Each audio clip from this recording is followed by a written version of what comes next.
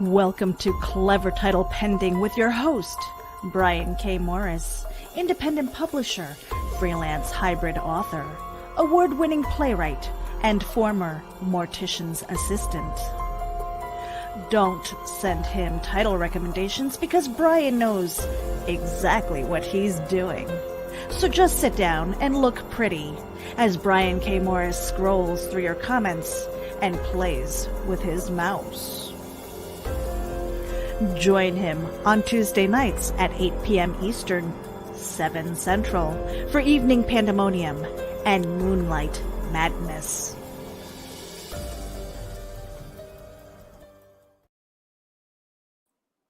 Good evening, everyone. Welcome to Clever Title Pending for August 11th, 2020. We're almost two-thirds of the way through 2020. Thank God for that. And anyway, thank you for watching Clever Title Pending. I'm your host, Brian K. Morris, as I said. And whether you're live or enjoying the show later, we hope you enjoy what you see. Thank you for watching on Facebook or also on Geek Insider, as well as our YouTube channel. If you're on our YouTube channel, please like and subscribe. That would help me a lot because we're trying to conquer the media as soon as possible. And let me see if there's anything else I need to tell you. We're also sponsored by geekinsider.com and Rising Tide Publications. We're glad you're here because we've got another great show. We've got something comes up a lot about how do I get my project funded?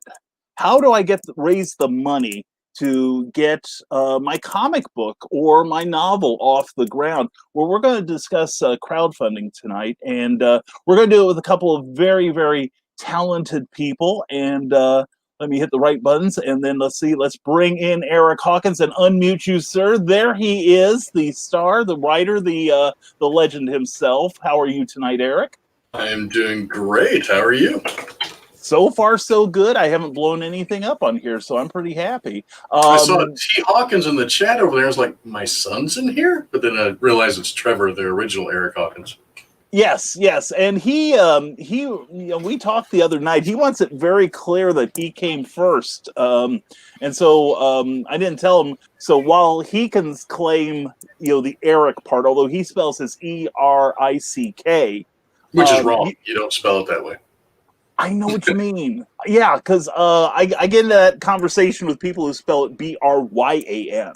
Mm-hmm. Yeah. And everybody knows they're wrong, the fools. But anyway, we're going to be sifting through your comments, and please give us your questions tonight, because crowdfunding is a very viable way to get creative projects off the ground. And I've been saying for quite some time now that it's turning into the new distribution channel. But first of all, let's give Eric the spotlight here and let him introduce himself, tell you his creative history, and why he is so darned awesome.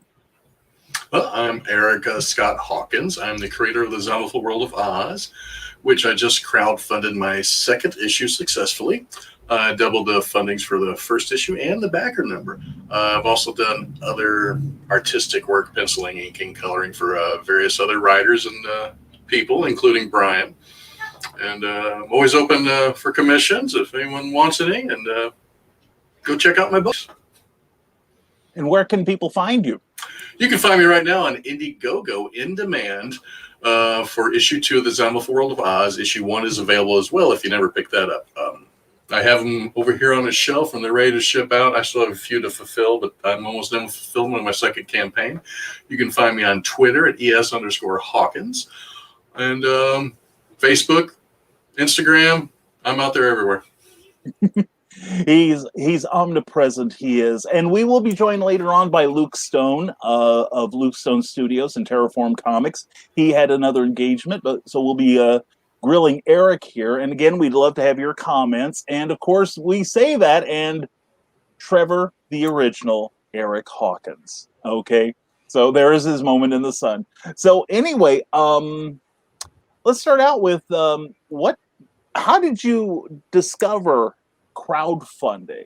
And what made you decide to launch one of your projects and have other people support you, basically?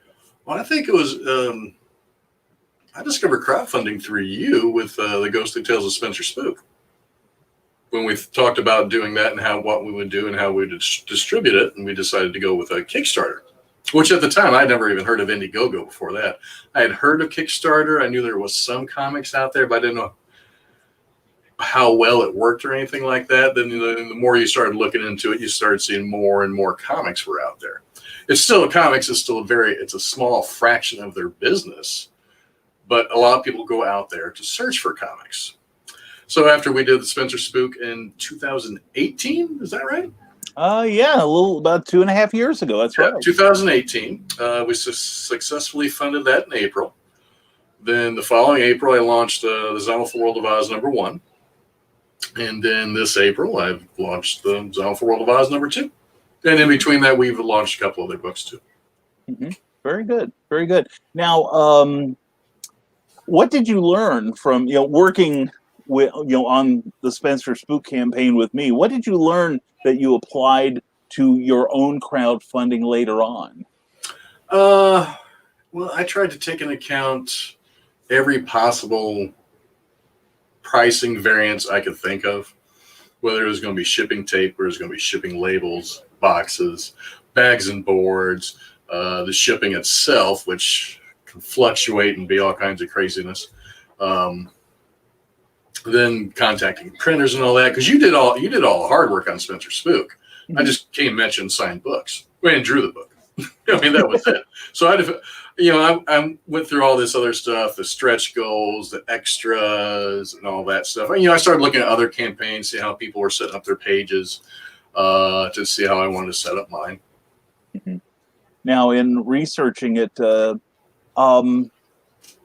what mistakes do you see from new crowdfunders as far as how they present their campaigns? What do you think are the most common mistakes? I think a lot of people don't take into account how much shipping can be. I've seen some, and there's a lot of people out there. They're not looking to make a ton of money. I'm not looking to make a ton of money. Mm-hmm. With all the extras I include in mine, I don't make that much money. So There's a lot of people out there, they don't think about the shipping costs. They offer free shipping, and shipping can eat you up depending on how you ship. Mm-hmm. That's one of the biggest mistakes. And so little things like the tape, the shipping labels, the boxes, all that. If you don't calculate that in, because that can add up pretty quick, especially when you have like 200 backers. Mm-hmm. That's true. And so many campaigns don't even get 200 backers. In fact, I think Spencer Spook got like 62 or something like that, and I think we might have been in the 70s for some reason. Maybe I don't know. It's been a long time ago. Lots happened. 70s. Yeah, but still, it wasn't like 200 people. Now, you did a fantastic job with Zombieful World of Oz.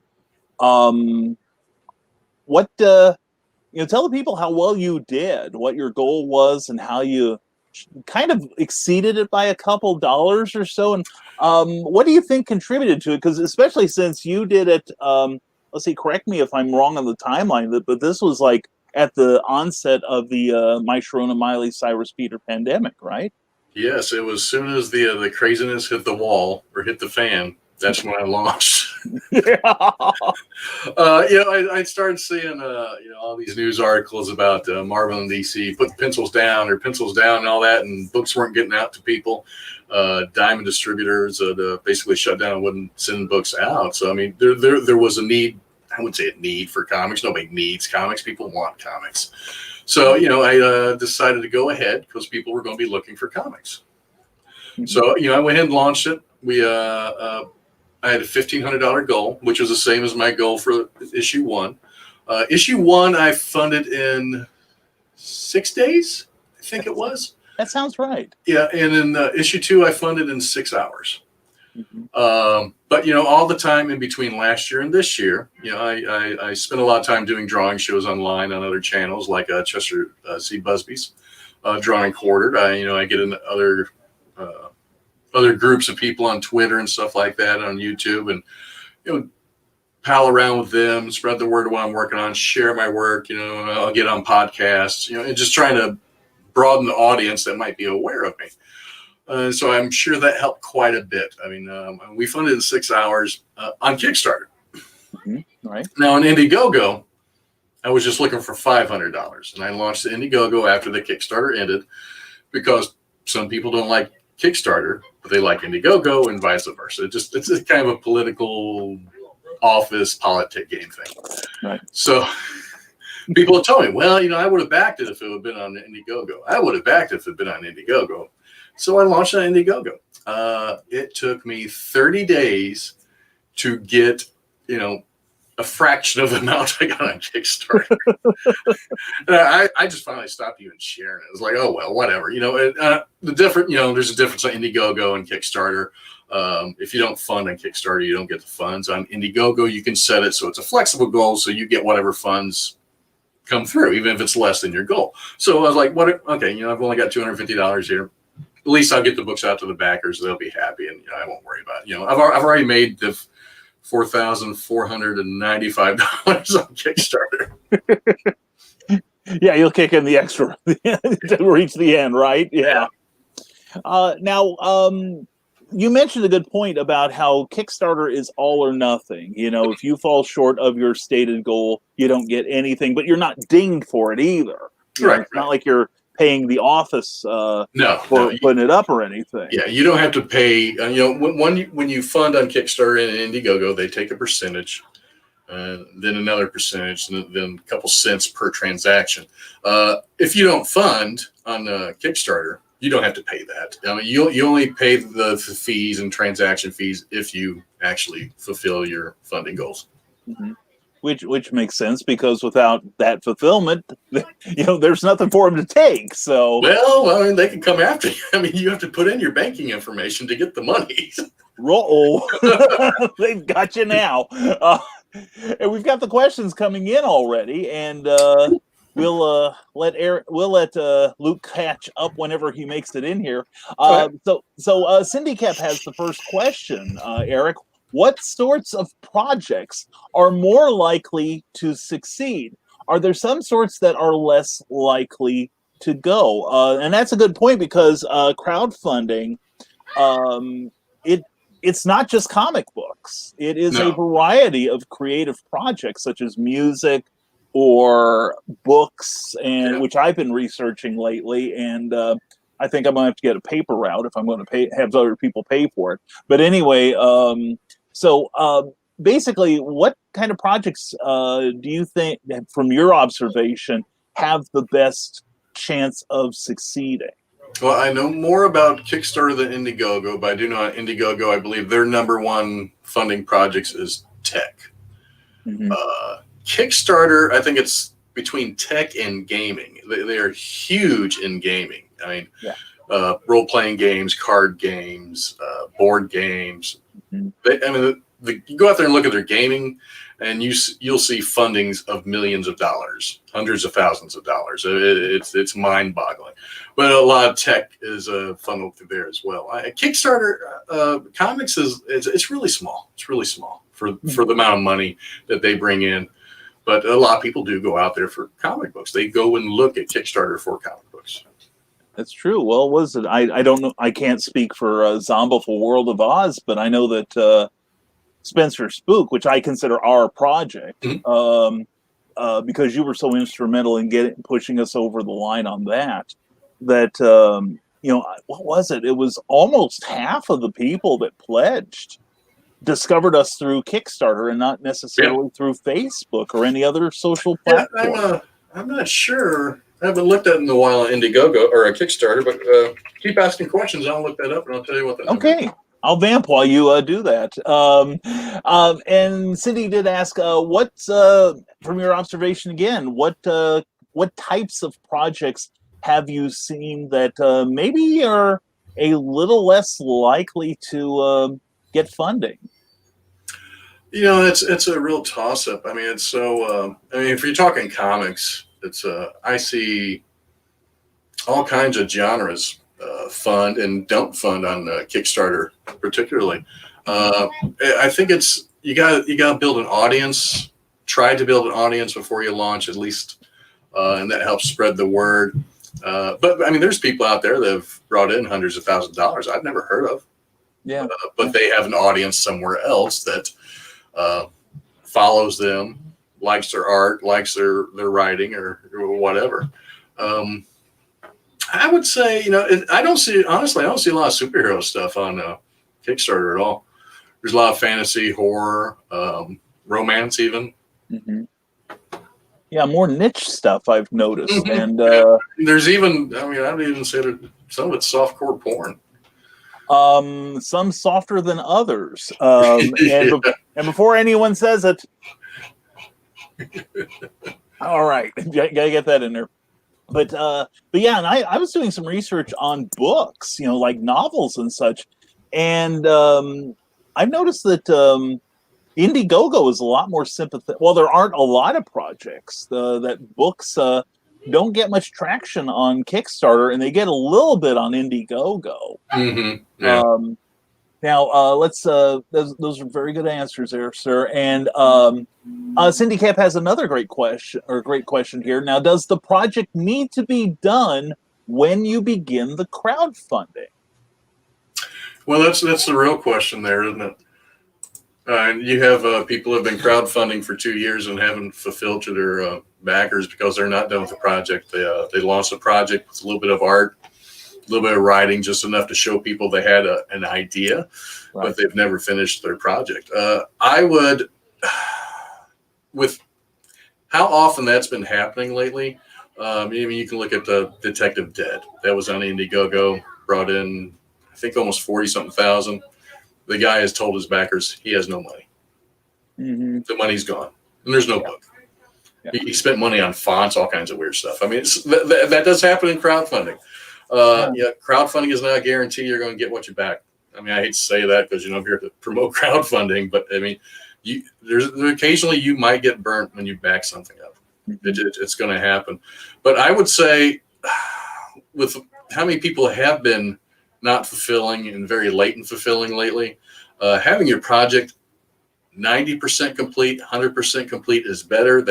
Especially if you can tell the potential audience and backers that you are done with the project, it's ready to go. When you get the funds, you can go straight to the printer and have it off, and they'll start seeing stuff within a month. Oh, yeah. Now that's different for someone like me, though. I write and I draw and I do everything myself. I don't have anyone else to pay. Some of these people, it'll be the writer that usually launches the Kickstarter. He has an artist. He plans to pay the artist through the Kickstarter. So he has to raise those monies to pay the artist. But if he doesn't have the monies, he can't pay the artist. And the artist probably isn't drawing until he starts seeing some funds. He might do a little bit to promote it, but that's about it. So yeah, I understand that. I get that because we're crowdfunding. We're not rich, so it's true. Can't go out and pay $150 a page for an artist. Right. Not saying that's my normal rate, but no, you never work that cheap for any person. I know you. We've elevated your profile just enough that you don't need to lower yourself to that. So I have seen $150 per page personally. I've brought that in. So. Yes, I've seen that. I've seen a little bit more than that too. Whether they're worth it or not, that's the caveat emptor there. Bill Field, our ombudsman, says, Eric, love your work, even when it's with Brian. Oh, thanks. I really appreciate that. Yeah, Brian kind of brings me down sometimes, but I try to build it up, to make it a little better. I am such a jerk. I really am. And the thing is, I try to make it up to Eric for working for me. I find him other gigs, so he can get a taste of what real professionals are like. Kickstarter adds postage separately now, says Bill Field. Now you can say 0, right? And because I've been seeing some campaigns like it seems like they're adding the postage into the pledge amount. Some people are doing that when you're launching a Kickstarter and building your page, and that on each pledge level, you indicate if you're going to charge shipping for that, how much you're going to charge shipping. It's the person that creates the crowdfunding project dictates the shipping, not Kickstarter or Indiegogo. I typically, the last 2 I've put in $8 for shipping for domestic. I've had to, but I do choose $20 for international because it is just. I got to ship, I forget how many to Canada, but I'm going to Switzerland, New Zealand and Australia. I know that Australia is going to be 20 something. New Zealand's 18, I think, if I factor that right. So I mean, it varies. I sent something to. Oh, I got one going to London too, and that will be about 27. Yeah, yeah, that's but we're the ones that set the pricing, not Kickstarter or that. So you can put zero in there if you don't want to charge anyone shipping. If you want to factor that into your price in the first place, and some people have been doing that recently. Yeah, yeah, and I actually pledged to the campaign. They said, you interested? And I said, sure. So I went in and pledged, and I decided to get the ebook version, and there was postage attached to it. And I'm like, no. Electronic postage. Yeah. Or unless you're going to mail me a disc or something, we'll talk about it. But until then, yeah, there we go. Yeah, send me a flash drive. Yeah, like 32 gig with like about 600 meg of it making up the project. So now Cindy Kep asks, which platform is best for comic books? And you did say you got better response from Kickstarter than you did from Indiegogo. Do you think it was because you launched your Kickstarter first before you launched the Indiegogo campaign, or do you think there are inherent advantages to one platform over the other? There is advantages to both. Kickstarter is more discoverable for creators. The more people, when they hear crowdfunding, it's like a Kleenex and tissue. If you say you want a Kleenex, you mean a tissue.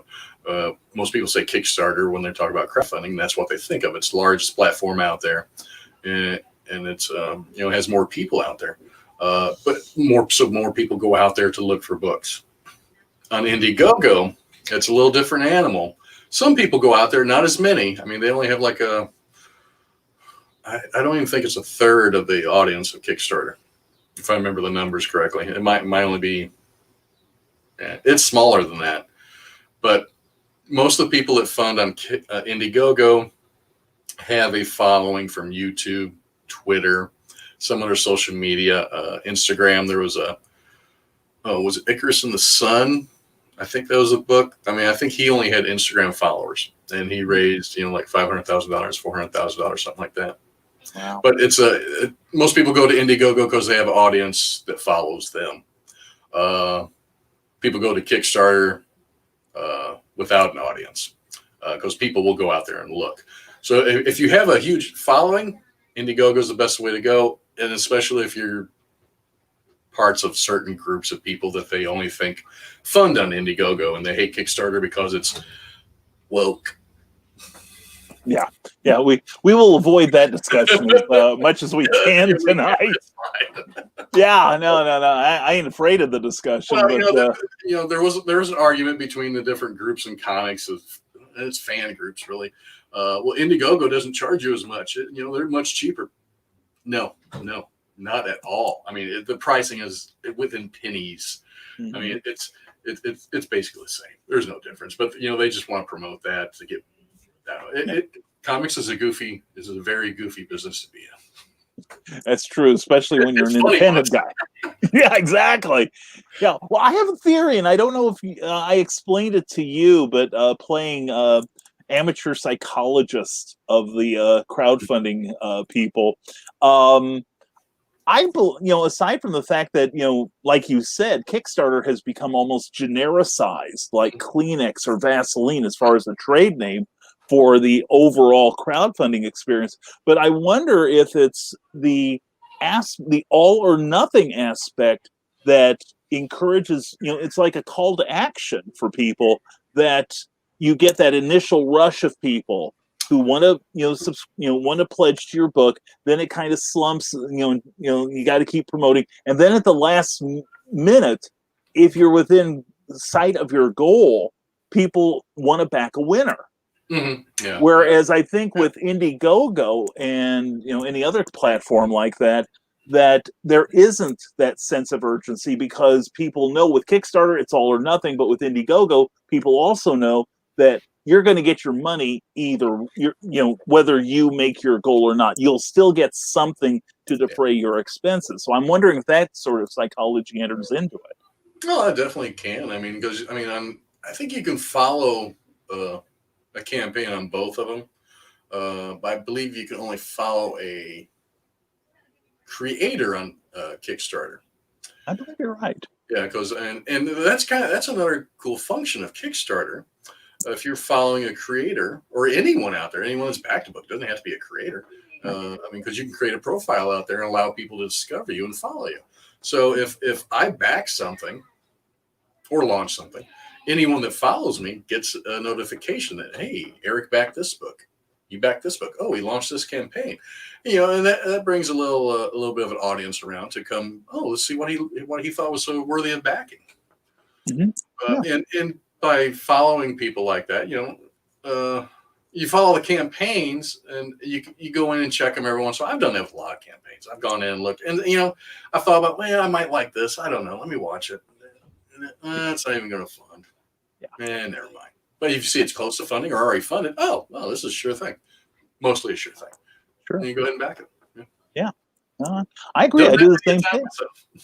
Yeah. Yeah. And it's kind of funny to see how many of my friends have similar tastes.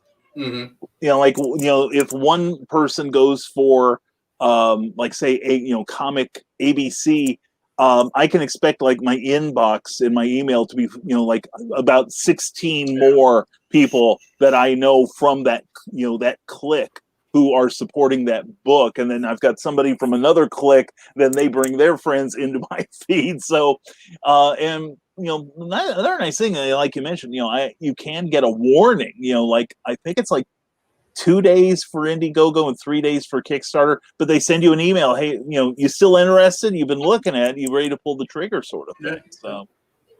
So, and we got a great question here from Brian Rodman. Thank you for being here tonight, Brian. Hi, guys. Hi, Brian. Questions for both of you. What do you think distribution will look like in 5 or 10 years now that Kickstarter has become a major player in the game and has essentially changed the comics game? I think that is an awesome question, and especially given the events of this week, where we learned that there have been massive layoffs at DC Comics in the upper end of the organization. I'll let Eric go first if you want, and I may add some stuff to it. But how do you see crowdfunding changing the distribution model, and especially for shops? How do you think shops will figure into this? I honestly don't think it's going to change distribution that much. Crowdfunding, not going to see a monthly book from anyone. Quarterly maybe. You're more like every half year or a year with me. I only put out Zombie World of Oz every year. Though if I didn't work on a project, I probably put out 4 times a year. I think as fast as I got the last one done. I don't think it's going to be a big difference in distribution. Last year, everything that's going on now, because of viruses and all that, has affected the industry. We had a record number sales or profits in the comic book last year in the industry. So I don't think it's going to change a lot. Now what would be interesting is because, Kickstarter had a bunch of layoffs 3 months ago, I think. That sounds right. Yeah. But they apparently are hiring again because I got an email from them. Too much your way out there. Yeah. Some of us had talked in a group online that would be interesting if Amazon bought Kickstarter, because it almost looked like they were getting ready to restructure to sell themselves. Mm-hmm. Now that would have been interesting. That could have changed distribution if that happened. Because they got everything available to them at Amazon. You wouldn't have to go somewhere else to print a book. They'd probably print the book for you and ship it out for you and do everything you needed them to do. It could change. That could have changed crowdfunding tremendously, and distribution a bit there. But I don't think the comic distribution. Even with everything going on with Diamond, I don't think it's going to change a lot, really. To be honest, everybody's going to want their monthly books. They're going to want to go to the comic shop to get their monthly books. I don't want books in the mail usually. I don't want my monthly book to show up in the mail. I want to go to the comics book store and see if there's anything else I want to pick up on that shelf. Yeah, I'm one of those, I want it in my hand kind of guys too. And Christian, if you're here, shut up. Anyway, but I have to do that. But no, 5 to 10 years from now, Brian, I think that's kind of ambitious, because who would have seen how the landscape looks right now 1 year ago? Nobody anticipated a global Peter pandemic. Nobody could have predicted DC setting up its own distribution system. And in fact, I was reading an article today online that said that there are some rumblings that DC may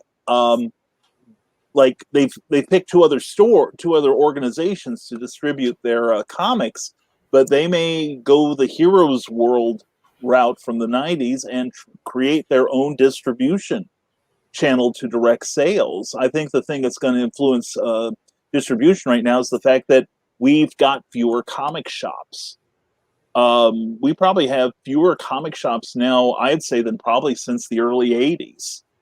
A lot of them have closed simply to attrition, to a shrinking of the market, and also the Peter pandemic. All the time that there's fewer out there. Yeah. But as far as I know, here in the St. Louis area around me, I live in Illinois, but right across the river. In the past 20 years, I've only known 3 shops that closed. One, because he gave all of his buddies free comics and didn't expect them to pay, or expect them to pay, but whenever, and they never did. Right. And the other 2 owners died. Yeah.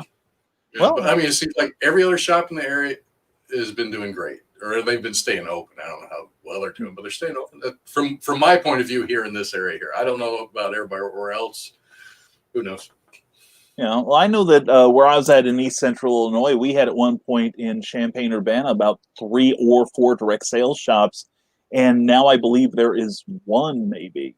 Wow. That is winnowed down the field. Now here in Lafayette, we've got 3 of them, and we've got a substantially smaller population than Champaign, Illinois. But yeah, exactly. Well, one of them's on campus, so that doesn't that doesn't hurt them at all. I knew a guy from Chicago who owned the Moondog chain, Gary Calabuano, back in the 80s and 90s, and he said, I never lost money opening down the street from any sort of school. So, but Carl wondered if I had a hookah. Okay.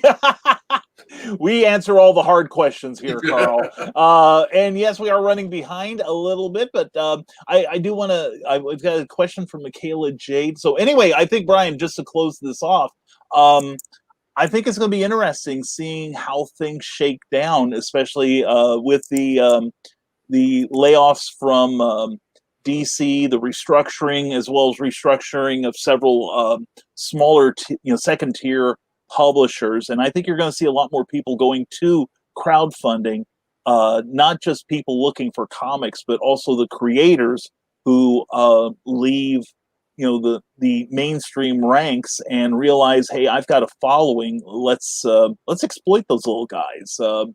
And there are a number of people. Was it Cullen Bunn does a lot of stuff through crowdfunding. I think Matt Faction has done some things, and of course, I'll say the name: Even Van Sciver, Rob Liefeld. Those guys have used crowdfunding as well. And Liefeld still hasn't fulfilled 5 years, I think. Something like that. Yeah. We weren't going to name any names, but pay up, Rob. Anyway, but we want to get this in because I forgot to do this at the start. The MAPLD Fan Fest that's happening this weekend. This is a test of our page from him. This is one of Brian's weekly shows. He invites many independent creators to a show. Can't wait for our panels this Friday and Saturday. That's right. I will be at the MAPLD Fan Fest. Is that Canada? No, it's Matson, Illinois. Oh, okay. I'm looking at it as Mapled. Maple. That's what I thought the first time when they contacted me. I thought, hey.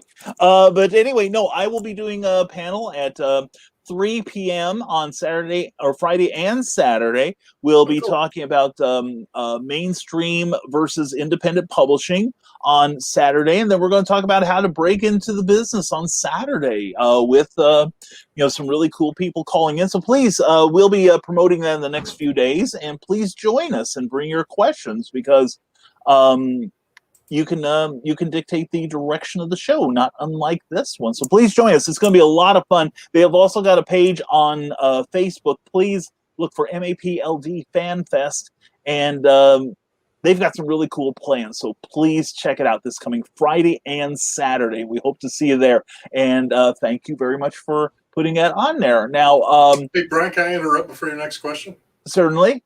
Okay, Kickstarter was 9, 16, 20%. 20% of my backing on Kickstarter was from people discovering me on Kickstarter. Wow, that is really amazing. Looks like 12. Another 20% was from my mailing list and direct emails. Mm-hmm. Which is a lesson to everyone, whether you're crowdfunding or not. Get that mailing list going. That is a golden list, because those are people who want your product. Hint, hint.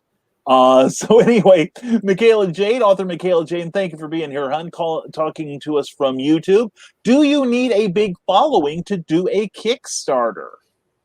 No, you do not. It's recommended. I mean, some people recommend you have 30,000 followers on YouTube before you even launch a project.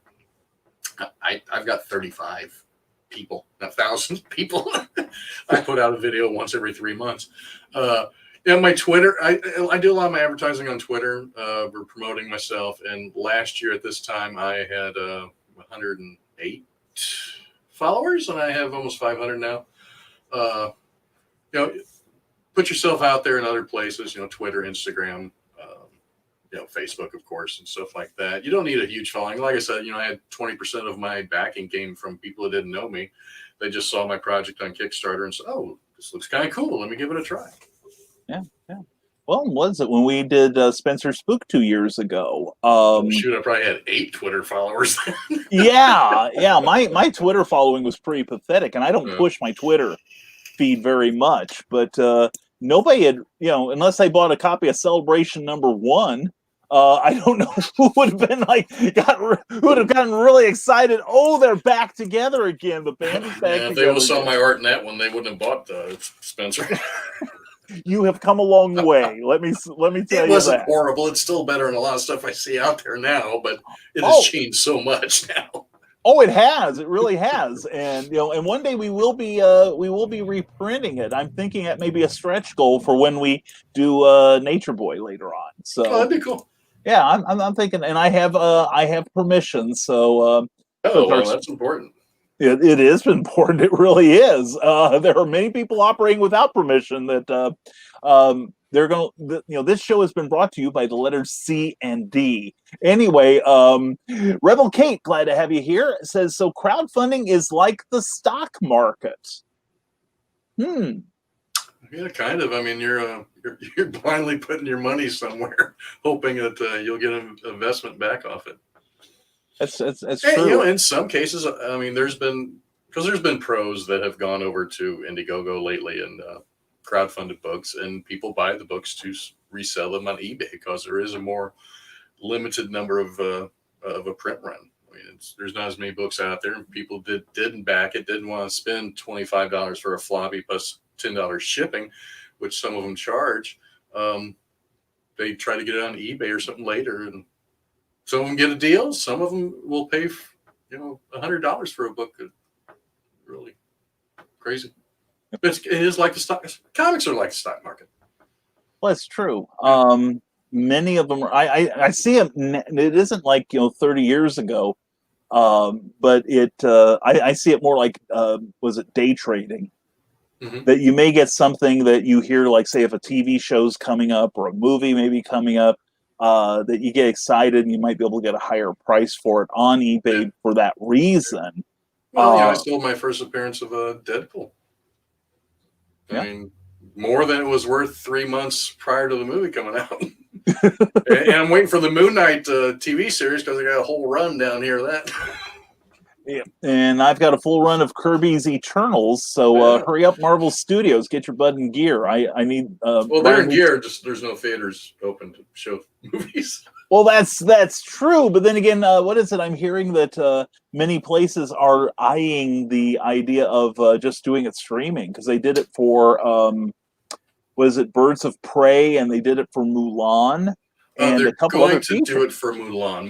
They're going to This now. thing is going. I think it's going to be $30 to watch it though. Yeah, but And the they thing is, that's decided cheaper not than to a do trip to the it. theater. Yeah, well, yeah, but they're not going to do it with Black Widow. They say they're going to wait for theaters to open up. Yeah, well, hopefully soon. Hopefully soon. Bill Sarton, thank you very much, Bill, for your question here. What are the red flags to look for when considering backing a Kickstarter? That's an excellent question. And thank you, Rebel Kate, for your question, too. It's it's kind of hard to answer because I don't want to say, look out for people, it's their first book, but it's everybody's first book at one time. Do your research on anyone you see crowdfunding a project. I mean, look up their name on Twitter or something like that. I know if they're doing a comic book and they say it's going to be out in 8 months from now, because everybody has when they expect to ship. My ship date was this month, so I've got just a handful of packages over there left to go. If theirs is 8 months out and you don't see a lot of art, especially if you don't see a lot of art on their page, lettered art. You want to see some lettered art, you want to see some full colored art, you just don't want, or if it's black and white, that's fine. But if it's supposed to be a full color book, you want to see some colored art there. If you don't see that, that's kind of a red flag. They might not be finished with the book or even close to finished with the book. And then on top of that, research their name on Twitter. Go look at Twitter, go look at Instagram. If whoever's running the project, if you don't see any posts about the book or about their artist putting up new art, if all you see is like video game posts and stuff like that, that's a red flag. Don't back that person.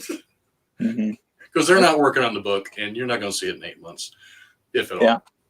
Yeah, that's why I thought it was we were pretty fortunate with Spencer Spook that we got any money because I was kind of stingy with your art. You'd had it done by the time we launched it, and I was mostly doing reprints of the old stuff. So yeah, I know. If we knew then what we know now, right? Yeah. Well, when I launched the first issue of Zombieful World of Oz, I didn't want to launch unless I was 100% complete, and I was 99% complete. I had to finish 2 covers when I launched, and that's not even 2 days worth of work. But I had promised everybody I was going to launch in April for issue 2, and I had gotten a little behind. When I thought I was only 15 pages down of a 44-page comic book, I ended up being like 17 pages down when I launched. I got those done in 30 days. Wow. Because I was working my butt off. I mean, because I told everybody when I was going to launch, I'm like, okay, well, I'm still launching this date.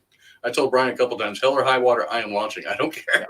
I will get this book done on time. And I did. I mean, I'm still, 2 weeks ahead of being late, and 90% of the packages have gone out. So. Yeah, seriously. You did a great job. And also considering that Eric works a day job, as does the person joining us now, the one, the only Mr. Luke Stone. Thank you for waiting in the green room there, sir. No, it's good to see you. My most sincere apologies for being so late. The other stream did not start on time. So it just shows that it is harder to do these things than what people realize. And Brian, you do it so professionally and so it seems so effortlessly, but I understand and appreciate the effort you put into it. So. Well, thank you, sir. Yeah. Thank you. It's high praise coming from you. It seriously is. I respect these two guys greatly, and I've got to say, anytime I need guests for a show, they have never told me no, despite what their spider sense tells them. That they should run like mad, but here they are anyway. Now, we gave Eric the star treatment earlier, and Luke, we are going to do the same for you. Excuse me, Luke Stone, tell everyone who you are, what you do, and why you are so bloody awesome. Oops, as soon as I get you back here, I, on the other hand, am a complete goob. And well, I will tell you this: I got Eric's book in the mail, and it is awesome. Awesome. And all of the goodies that I got with it, dude, man, I'm telling you what. And your second issue is so much better then your first, you can see your growth from issue 1 to issue 2. Not that issue 1's bad. Please don't take it that way. It's just really cool how you really grew with that. And it's really awesome to see it. So appreciate that, man. All right. Well, my name is Luke Stone. I am a writer and artist, as my little ticker down here says. There we go. That part right there. Writer and artist. And I draw and write this book called Hybrids. Behind me right there, you can see some of those pictures. And I also draw a book called Voodoo Nations, which is on Kickstarter right now and has 3 days left to go. And so that's kind of cool. And I also work with a company called Terraform Comics. And so you can find out all about those things. You can go to lukestonestudios.com and you can look up all my social media stuff, my Instagram, my Twitter, and things like that. Or you can also go to Terraform Comics and sign up for that mailing list, because you're going to want to get that info on there. So that's all right. That's a little bit about me. Cool. And how is Voodoo Nations doing on Kickstarter? How are you guys doing? We're doing pretty good. We're sitting at 4580 and 228 backers. But here's something that most people don't know, and we've been trying to share this. But if we can hit $5,000, I'm going to be drawing. Travis is writing. I'm drawing a 4-page ash can, so an additional story, which shows you a little bit more of how wickedly evil our main antagonist is.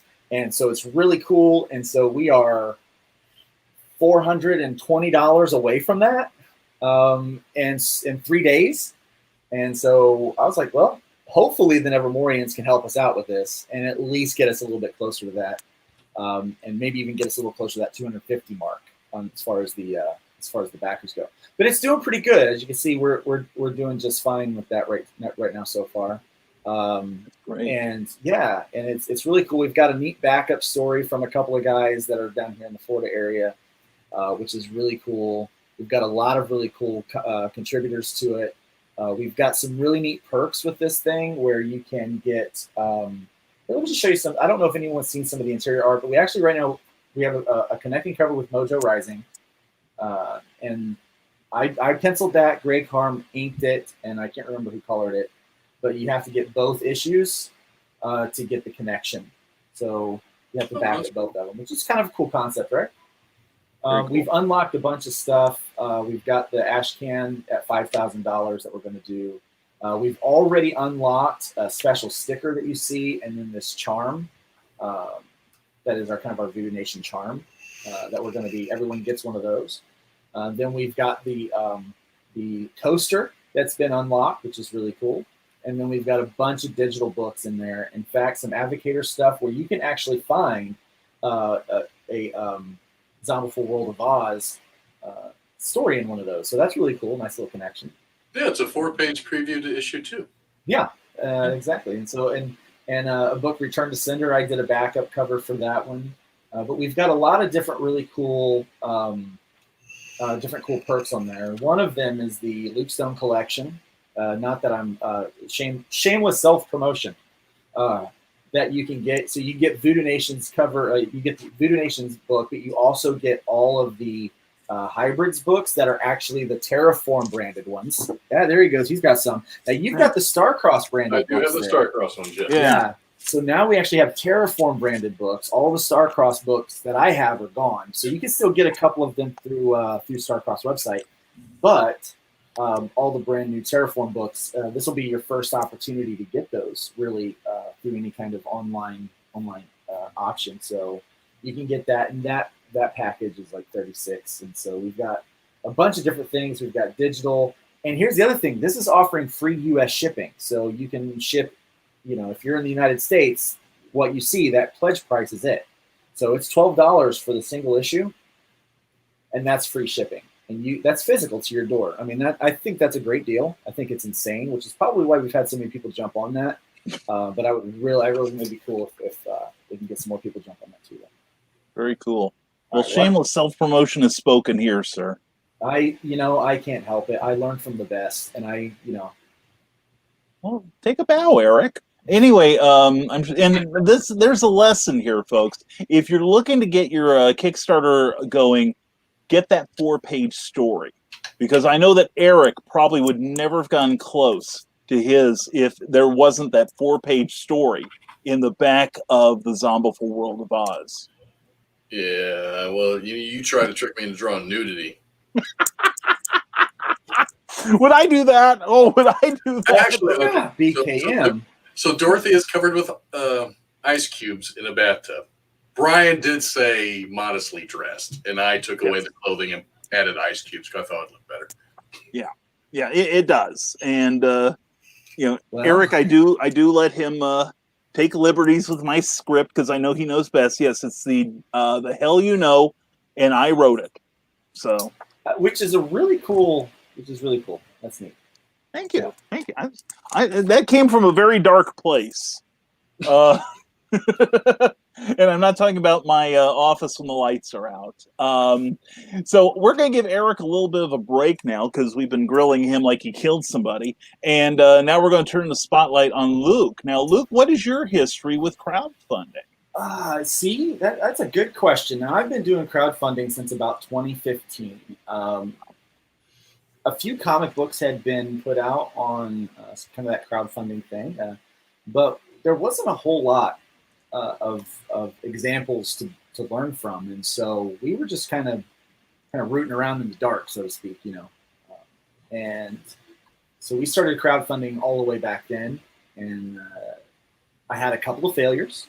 Obviously you'll do that, but for the most part, I had one or two projects that didn't fund, but for the most part, we figured out what we did wrong, and we were able to fund.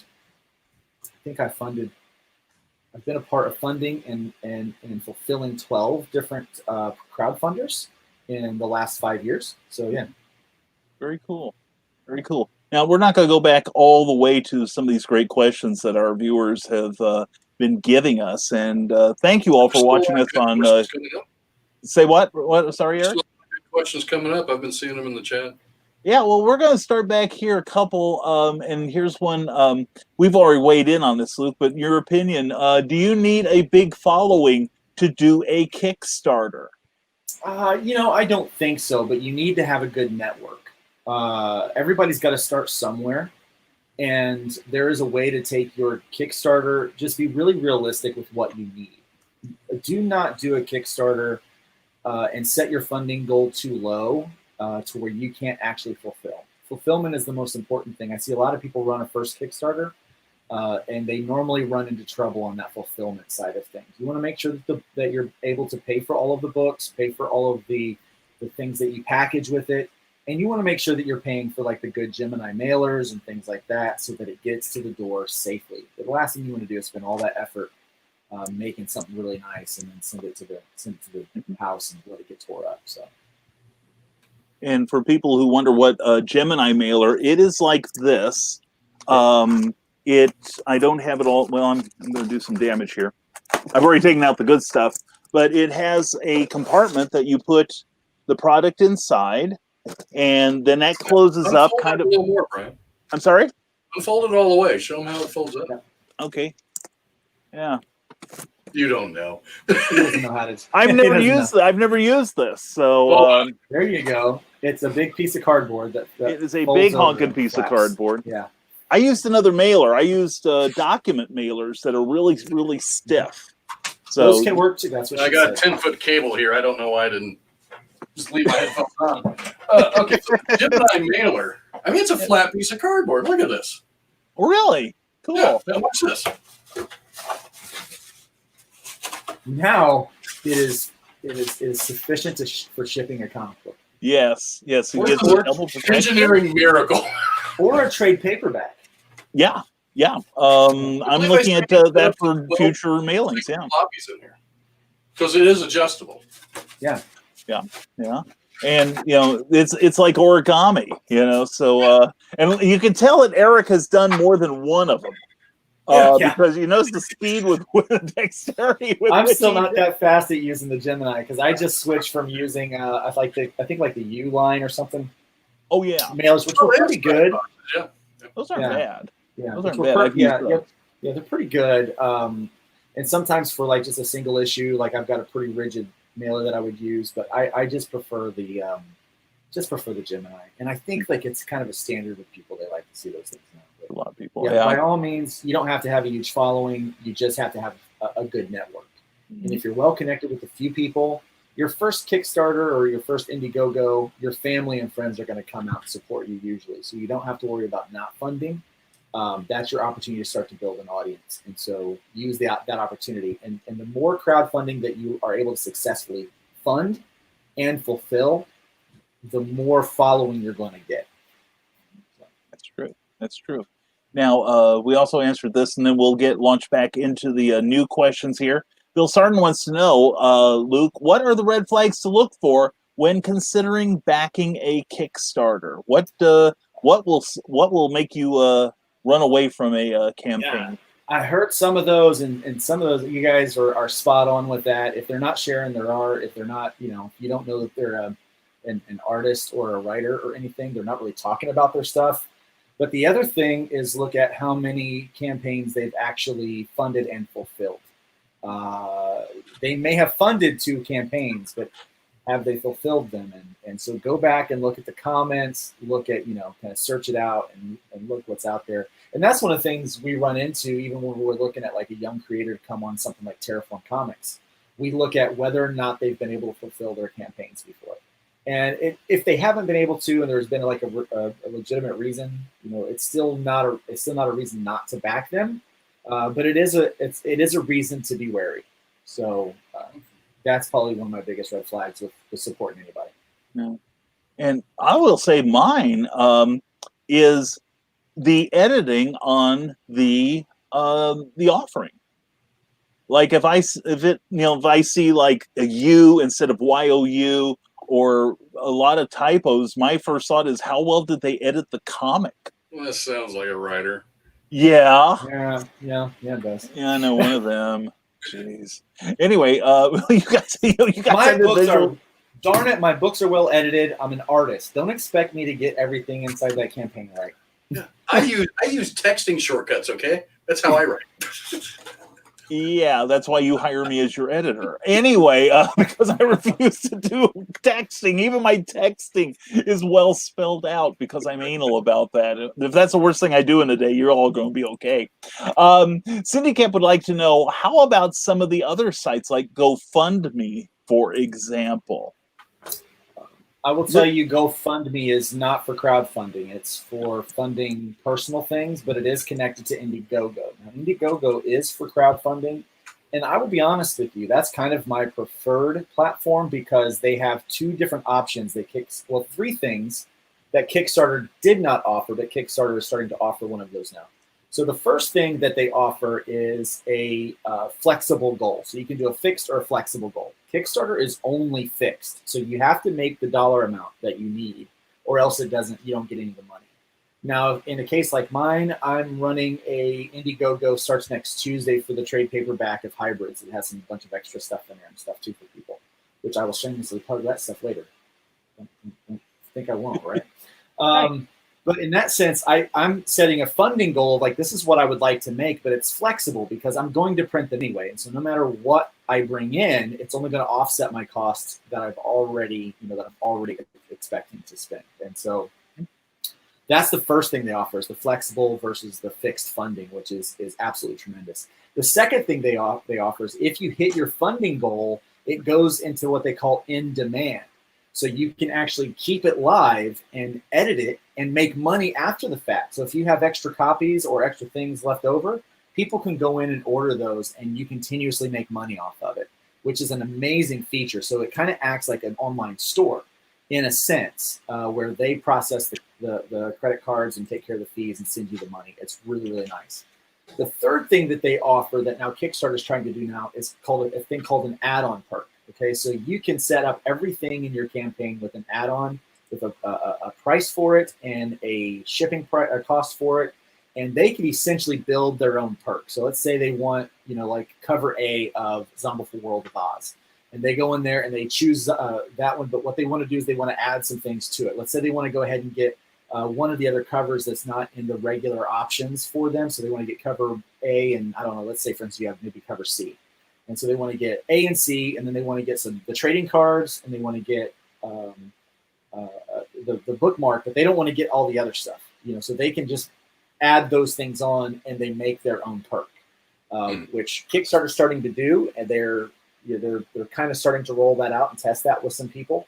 I haven't tried it yet, but I have used it on Indiegogo, and it's absolutely amazing for that. And there's also another thing called indie crowdfunding that's trying to make its way in the world today. And I think it might take everything they've got. Right. Very cool. Very good. Eric, did you have anything to add? No, I agree with all that. I did notice the add-on perks on Indiegogo. I really like that. When I was setting up my Indiegogo, I love that feature. Now, I did notice after I closed my Kickstarter, when they sent me a survey of different things that I would like to see, they asked about that like 3 or 4 different times in the survey. I'm like, oh, this must be coming soon. Now, there's a couple things I don't like about Indiegogo, and it might just be me. The exporting of the addresses of the backers was not as friendly as it was on Kickstarter to get it into stamps.com. Other than that, but I love the add-on stuff. I love the flexible goal. I'm in demand right now. And I'll tell you what, in my in demand, if you were an original backer, I took out all the extra stuff. You can only get issue 1 and 2 now, or digital. You should have come aboard early to get all the cool stuff. Yeah. But you can add some stickers. I did leave the stickers as an add-on out there. Yeah. I do like that Indiegogo takes money from your card right now instead of waiting to the end. I'm not so crazy about the right now, but I like, it doesn't matter to me really, because I know a lot of people just do it because they don't have the money right now on Kickstarter. What I love about Indiegogo is they get the address right now. Yes. I've got 13 packages over here with no addresses from Kickstarter to go out. True. Yeah. You don't have to fill out a survey. But what I like about that is because some people, what would happen at the end of a Kickstarter campaign is people will forget that they had backed a project and their card information or something was off. And so before you can get your funding, you have to wait for them to fix that. And then you have to wait for surveys. I have a package that it was a $120 package actually, that the person has never filled out the survey. And I'm like, I had that with the Zone for World Outlaws #1. It was a $75 perk. So I funded in April of last year. I had everything shipped out by July, except one package. He finally sent in the survey in December. It had been sitting around on my desk for over half a year. Yeah. One day I got an email like, survey. What? And I think they're getting to the point to where if they don't fill out the survey for after so long that they just miss out on it. So they've basically given their money for nothing. Yeah. But so something I don't know why they don't get it right away. I mean, you should get that information right away. I mean, you're putting in your billing information right away. Put in your shipping information. Right. Yeah, absolutely. I totally agree.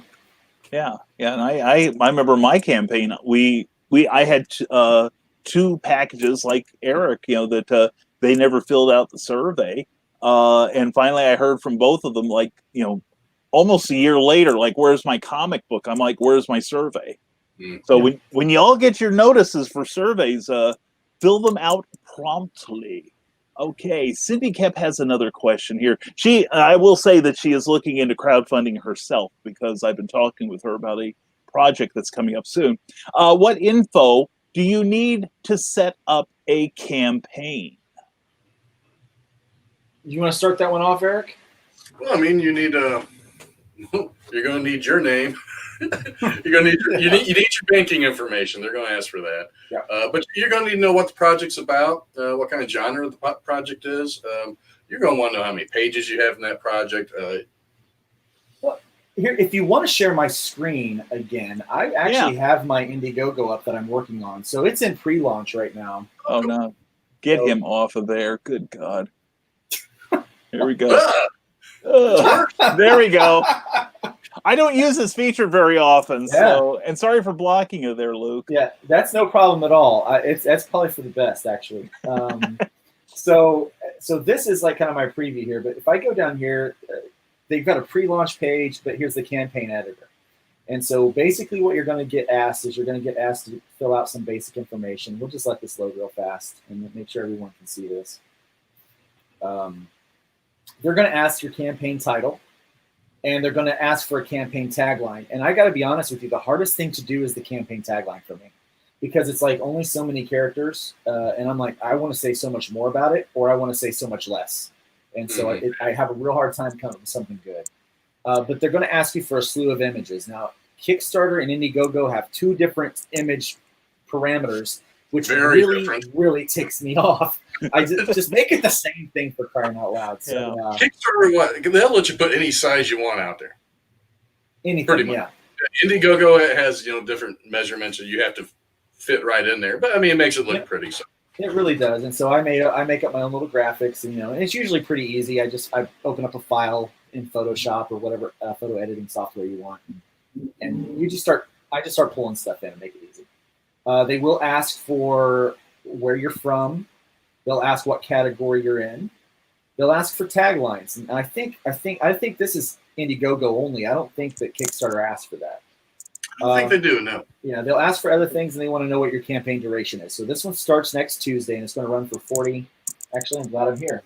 It's going to run for 42 days. Okay, so we're going to run that all the way from a Tuesday to a Thursday, at the end of September, towards the end of September. So then they're going to ask. You're going to have to save your campaign before you go to the next page, or you'll lose that information.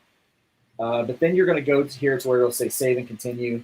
And so you move on, and the next thing they ask you for is, and Kickstarter is the same way here. It's going to ask you if you want to do a video or if you want to do an image. And so there's an image you can upload for, but I made a video. Making a video seems really daunting and kind of complicated. So if there's anyone in the that's watching that wants help making a video, just contact me. I do that kind of stuff on the side, and I give the specialist of discounts and offers to all of the Nevermorians and all of you, because you guys have been so awesome in supporting me and getting me where I'm at right now. There's no way that I could be still making comics without your guys' love and support. So I'm happy to help you get to this stage. But they do ask for a video overlay, and so you just make more graphics, and so you just throw that stuff in there. The fun part is they do this thing called the story, and this is really where you have full reign to do this stuff. And the trick is you want to be very descriptive on what you're asked, on what you want to do. So you need to, I would say look at several campaigns that have funded and have done well, and look and try to copy some of those. For the last, like for series and stuff, I pop in little videos here or there.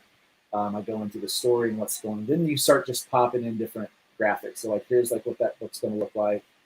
Here's what that book's going to look like. And I throw in like some different page art and stuff like that. Now, if you're not doing a comic book and you're doing a regular, you might do like a chapter snippet, and then your cover art and things like that. Or if there's any illustrations, maybe throw that stuff in there. So your whole book, so you go through and it's just a bunch of this stuff. And most people will not even look through it, to be honest with you. Some people will, some people won't. And then the other thing that I do is down here, and I haven't got it finished yet, but you'll see it says reward tiers. I'll throw in images of the rewards that I'm doing. Okay, and so then I'll go through, ask some facts and questions. I think again, this is Indiegogo only. I don't recall doing this with Kickstarter. Oh, they're doing that now with Kickstarter. Oh, they're doing that now too. Okay, I'm learning that they are. I'm learning that what they're really doing is they're copying a lot of Indiegogo. I think is what they're doing. But then the next thing is you go in here and you start to build your rewards. Your reward tiers or your perk tiers are going to be basically the same with the addition of the add-ons. And so you just basically start going in and saying, okay, well, this is what this is and what that is. And then once you get that all built, then you save and continue. That's another thing Indiegogo has over Kickstarter. They got more options with your tiers. Oh, they really do. You can make a secret tier and not let anyone see it. The only people you send the link to can back to it and stuff like that. So here, I'll just go back to the perks and show that. I've actually got a secret tier, and it's called the Early Bird Collector's Kit. So anyone that signs up for my mailing list or goes there, and here's the other thing that's really cool. You can do like these custom URLs for Indiegogo. And so I've got it I've got that custom URL going there. And so what happens is it's a pre-launch page, but then when it goes live, it goes directly to the campaign, which is really cool. Which I think the same feature is available on Kickstarter as well, but it's not. I don't feel like it's as easy to use. But I have this secret perk. So basically, everyone who signs up for the mailing list prior to the launch next week will get a link to this special tier, which basically it's the same price as the Collector's Pack A, but you get to choose your cover and it's free shipping. So, which is kind of cool, kind of a big deal. So, Very cool.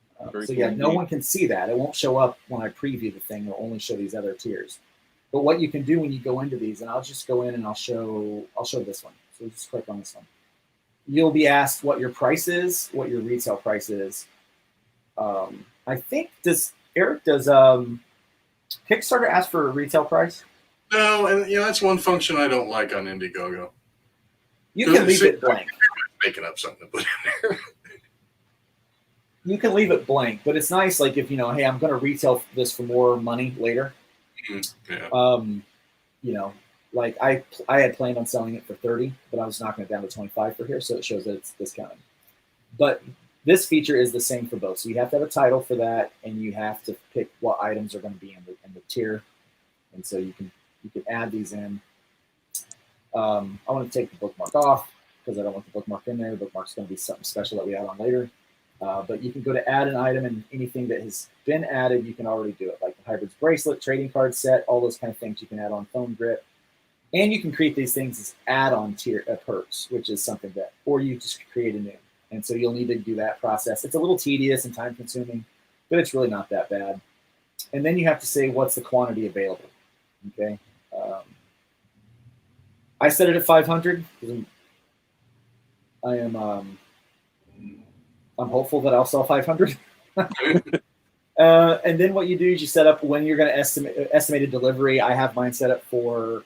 I heard Eric mention earlier that if someone has like really set far out, maybe be wary of that one. But this is done. I just need to have time for the printer to get it all back to me, depending on how big my print run's going to be.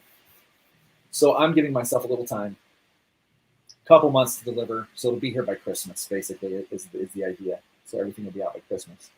And then you're going to be asked shipping. If it's digital, obviously no shipping. If it isn't digital, you're going to have the shipping stuff here. Brian just got charged, or someone tried to charge him shipping on digital.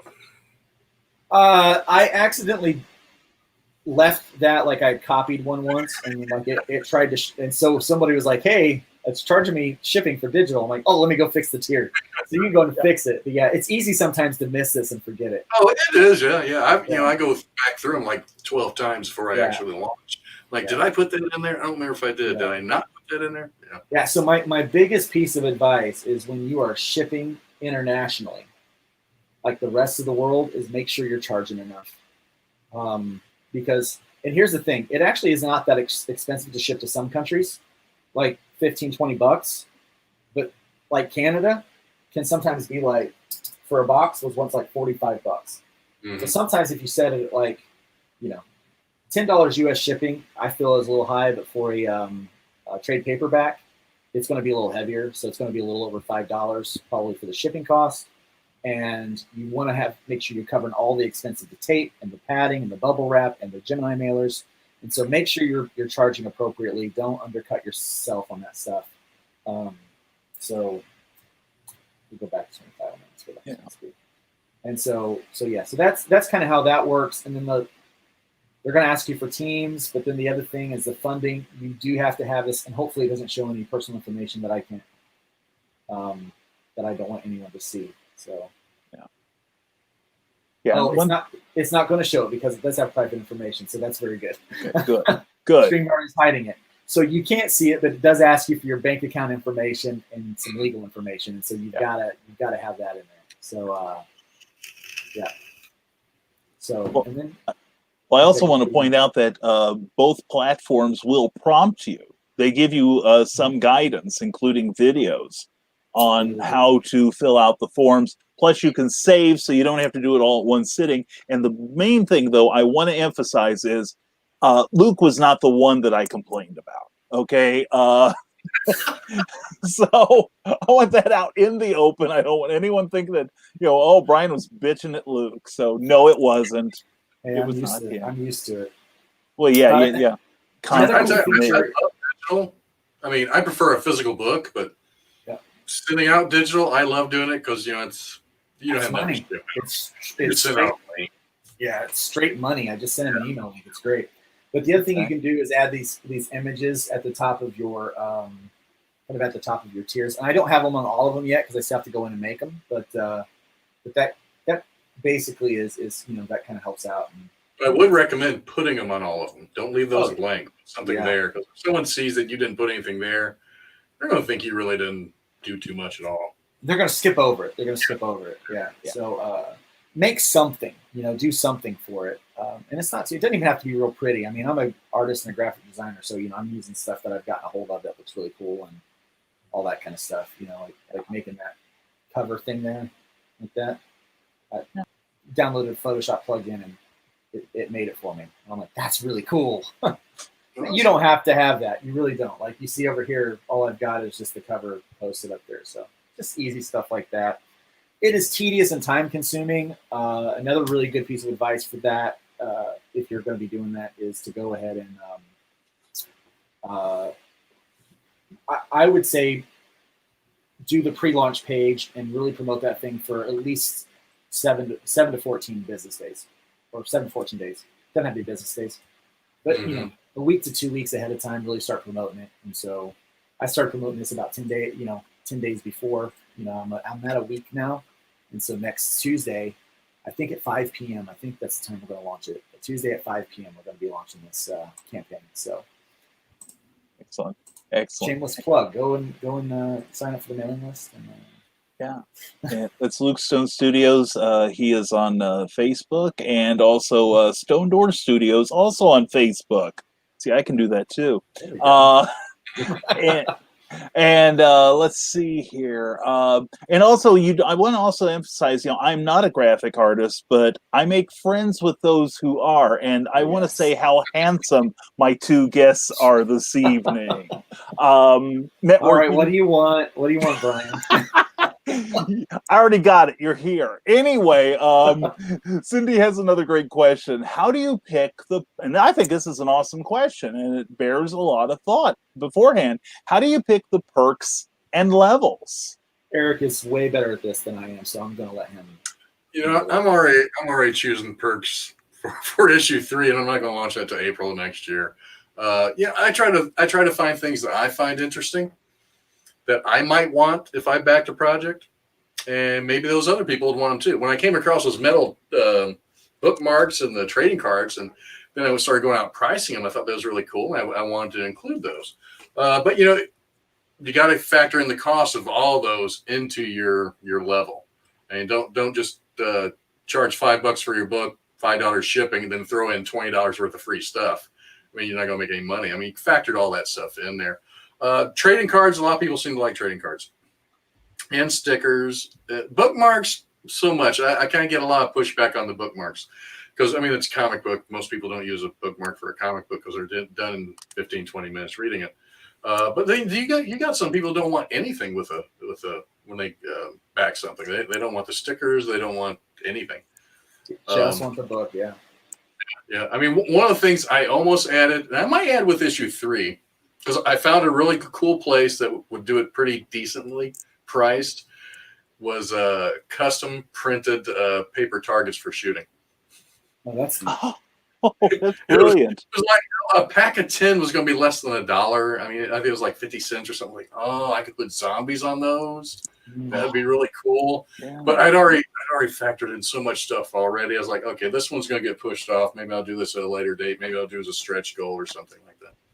I like to add, I've never done bookmarks with the comics. It's funny you should mention that, because when I opened up your package and pulled that out, and she goes, my wife actually goes, what do you need a bookmark for? How long is it taking you to read that comic? And I said, it's cool. It's just a cool bookmark. Shut up. But like with a trade, I'm going to include a bookmark with the trade now, because, it's just. That's a bigger book. Yeah, definitely. Yeah, it's a trade, and so it's a bigger book. It's going to take them longer to read. There's extra stuff in there that can mosey around it. But now, I've had some people they'd like to see more like behind the scenes stuff included in stretch goals and stuff like that. And I actually told them if they would have flipped over the trading cards, there's some spoilers in those trading cards if you read the back of them. There are. Yeah. I'm not going to show them though, because I don't want to destroy the book for anyone.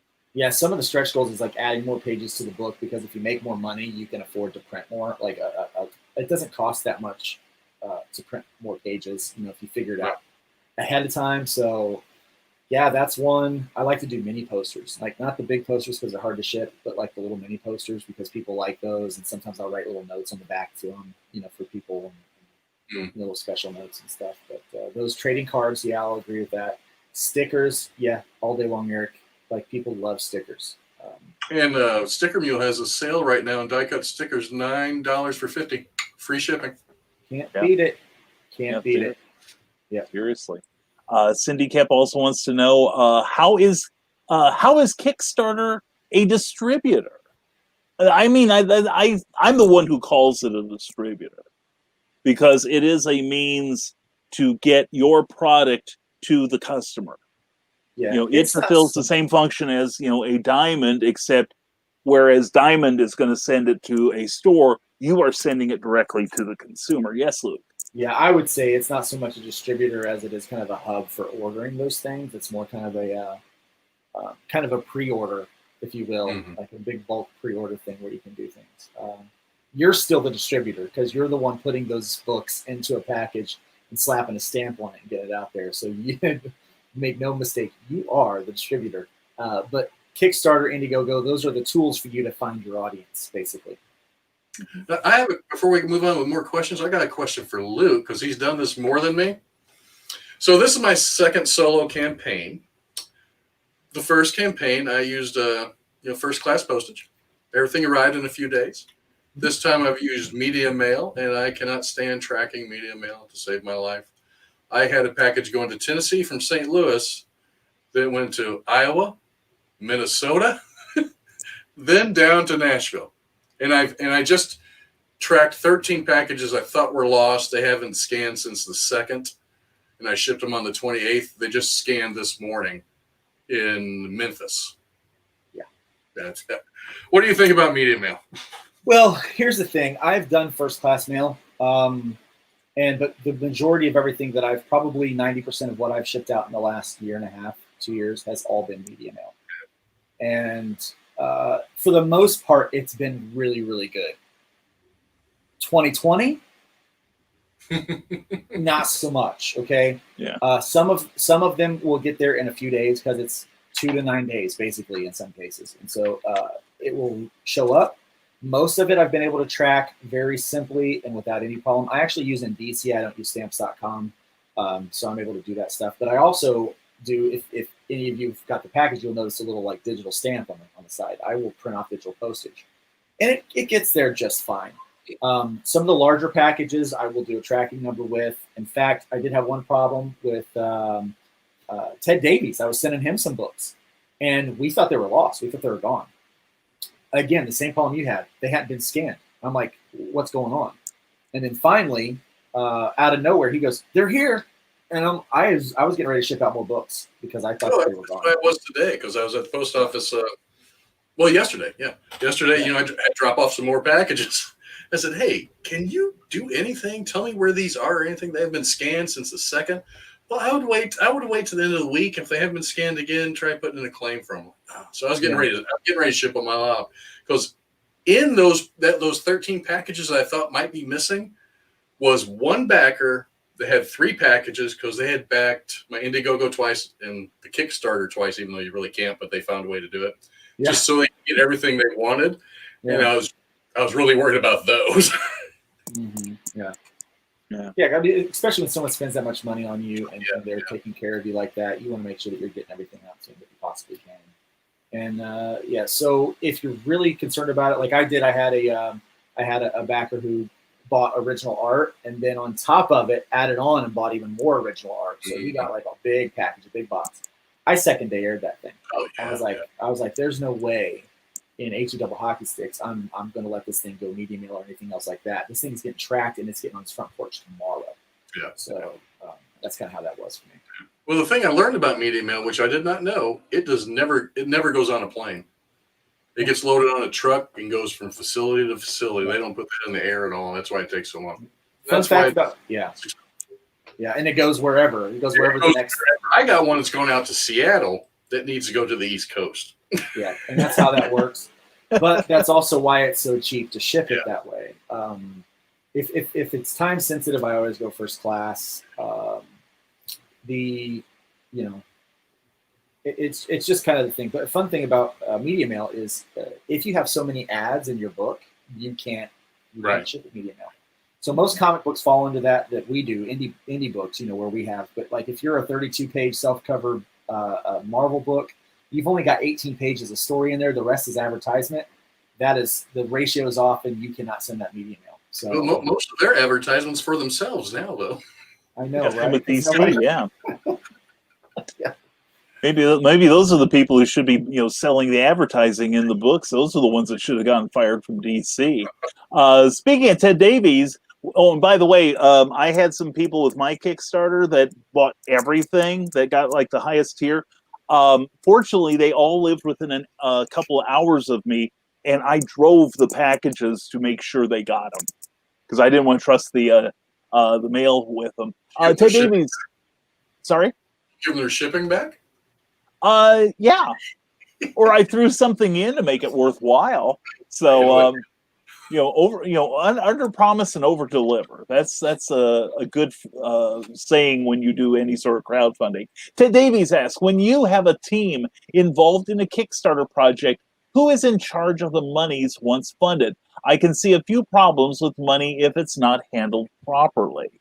It's a good question when you got a team. So I actually worked with the team. Have you worked with the team yet, Eric, on this stuff?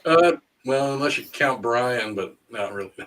Just me and Brian the ones, and he handled everything. That was no big deal to me. Otherwise, mine, it's just me. Well, have a contract, number one, Ted. Number one, have a contract. Number two, know that it's someone you can trust, but still have a contract. Number three, and this is how I do it with Terraform. It's how we're doing it moving forward with Terraform. People are going to run, like they can run their own campaign and stuff. But since Terraform is like their reputation's at stake, if someone takes the money and runs, we actually have a bank account that we've created set aside just for crowdfunding, so that is the number, the bank number that goes in. So all of the funds go in to that, and then that way everybody gets paid from that account, and it's not going into somebody's personal account. It's not going to Luke's personal account or anybody else's personal account. It's going into an account that's not touched for anything else but that. And so that is my suggestion if you're working with a team. Set up a bank account that way to where it's just going to be used for in and out for the crowdfunding only, and it's not attached to anybody. Because in case somebody has a bill that comes through, it's like, oh, I didn't know, but rent was due and they automatically deducted it, and so now we're short that amount. Don't mess with that. Just stick it in a bank account all by itself. Very good advice. Very good advice. Brian Rodman has another great question. When backing a campaign on Kickstarter, do you pay attention to how many projects the person running the campaign has backed? How important do you think that is?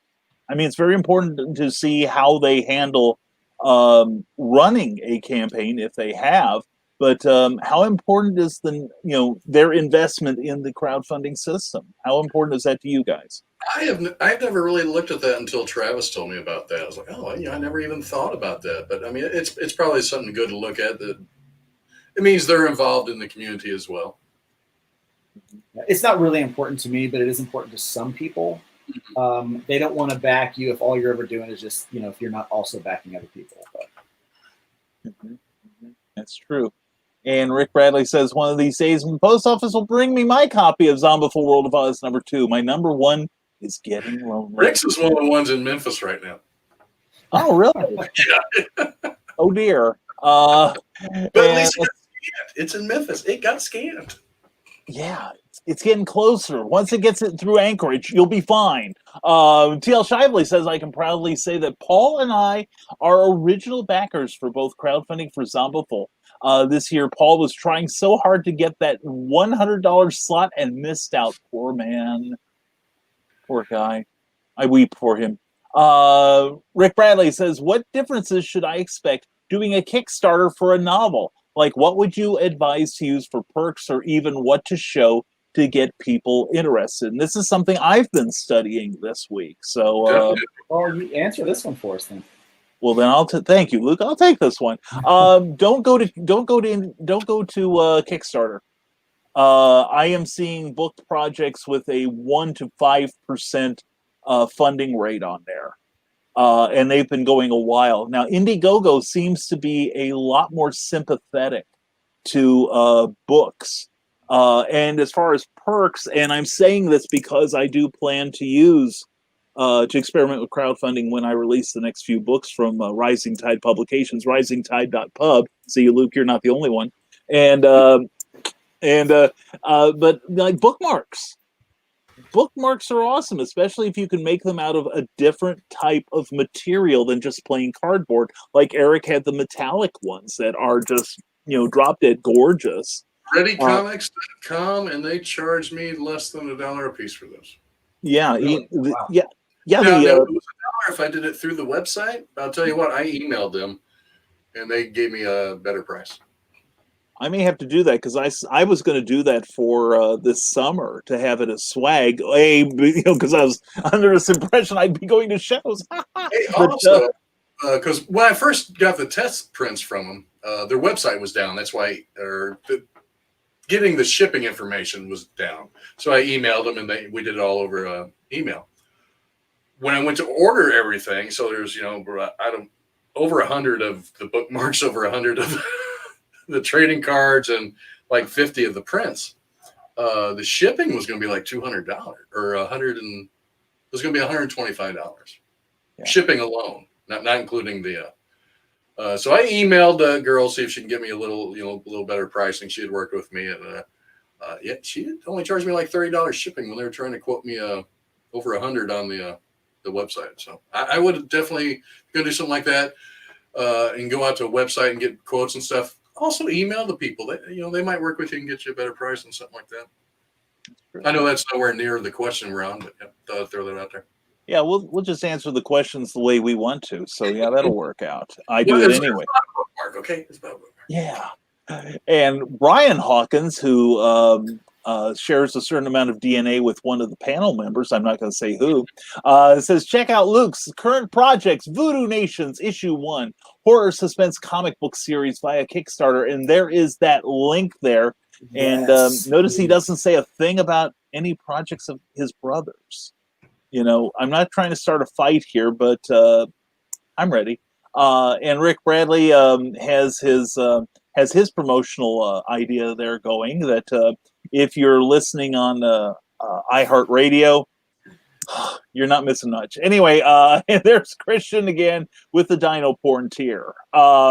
We could be doing that. with the. I think that's perfect for. I think that's perfect for a Brian K. Morris thing. If there's the Dino Porn tier, I'm pretty sure that your crowd would go nuts for that one. Would that be like a pop-up book function? A little add-on to the pop-up. He said finger puppets. Oh, there you go. Yeah, adjustable. In case you have any place else you want to put them. But anyway, getting us back on track, Cindy Kep wants to know, what is your favorite tip for crowdfunding? Gentlemen, what if you had to boil it down to one bit of incredible advice for the people here on YouTube and Facebook, what would that be? What is the one thing you'd say would help make a successful crowdfunding campaign? After you, Luke. Okay. It's really hard to narrow down because there's like a huge list of things that you need to do to be successful with it. But I think probably the number one thing is think of it like a marathon. Every day, shameless promotion. Don't just think because you put it up there, someone's going to back it. You've got to ask people, beg people, ask your mailing list, ask your friends list, put it on Twitter, put it on Facebook. Just every day, really just blasting that thing out into the world and just almost be annoying with it. That is because people won't always see your post and there's algorithms you have to deal with. Just think for the duration of that crowdfunder, you are going to be promoting. And that means get on any show that anyone will allow you to talk about it. That means, sitting through interviews. That's, asking people that have a blog or just all of that stuff. And just expect that you're going to be running hard and fast through to the end. I agree with that. Crowdfunding is a lot of work. It is a ton of work. It's probably as much work as putting the comic or anything together. My number one thing, and I wish I would have had this when I launched Design of World of Oz #1, but I use that to build what I have now. A mailing list, a mailing list full of people that you can just blast. Yeah. And yeah, I would agree. But you're going to buy it from Brian because he'll sell his. Not mine. No, no. Disclaimer every time he talks about his. I'm sorry, no, it's not Brian. That's right. And I've been good about it too. I really have. If for me, the one tip, wow, both of these guys have touched on really vital parts of this because this is almost like a full-time job. I would add to it, be emotionally prepared, because in our, it can break your heart. Like I've said it before in my campaign, we had somebody contribute a substantial amount of money, and then about 48 hours later, he pulled it. That's and why you don't trust people in Ireland. Yeah. Not that we hold any grudges or anything, but no, it. And sometimes you feel that, why isn't this moving faster? Why am I not funded yet? It's an emotional roller coaster. You get some super highs on this, and it can bring you down to a screeching halt just as quickly. And if I can throw in a bonus tip, hit it hard from the get-go.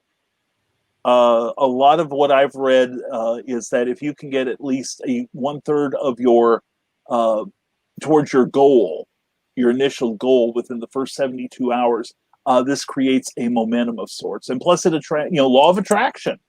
It shows people you've got something viable, and people like backing a winner. So, and do not let off the gas even once you hit that goal. Keep it going. Exactly. Yeah, you can ease up when you get the last package out. That's about the only time I would recommend taking a breather. Meredith Loughran says, I did a test Kickstarter for my anthology of horror with the expectation of failing, and it did. Next stop, Indiegogo, with the expectation to earn enough to order print books. Now that's another aspect that I talked to some people that they do crowdfunding, and it isn't as successful as they hope, or they don't reach their nut on this. The thing is, learn from your mistakes. I would say it's also a mind frame. If you expect to fail, you're going to fail. If you expect to win, you're going to win. You might not win, but at least you expect to win. But if you expect to fail, you're 100% going to fail. You're not going to accidentally succeed, because if you don't believe that you're going to succeed, no one else will either. Yeah, very true. Yeah, it's like karate. You see those experts breaking the board with their bare hand. It's not because they're thinking, I'm going to hit this board. They're thinking my hand is going to go about 2 inches past it. Yeah. And the board just happens to be in the path. So, like Luke said, anticipate success, visualize it. Imagine how you're going to take the next step, how you're going to mail this stuff out, how it's going to feel when you place the print order, etc. Think like chess, think 2 or 3 spaces ahead. Cindy Cap goes, what is the biggest oops you've seen in crowdfunding campaigns? I've got mine. Go for it. Let's hear it. Okay. Using properties you have no right to use. That's a big oops. Like the Batman earlier this week or last week?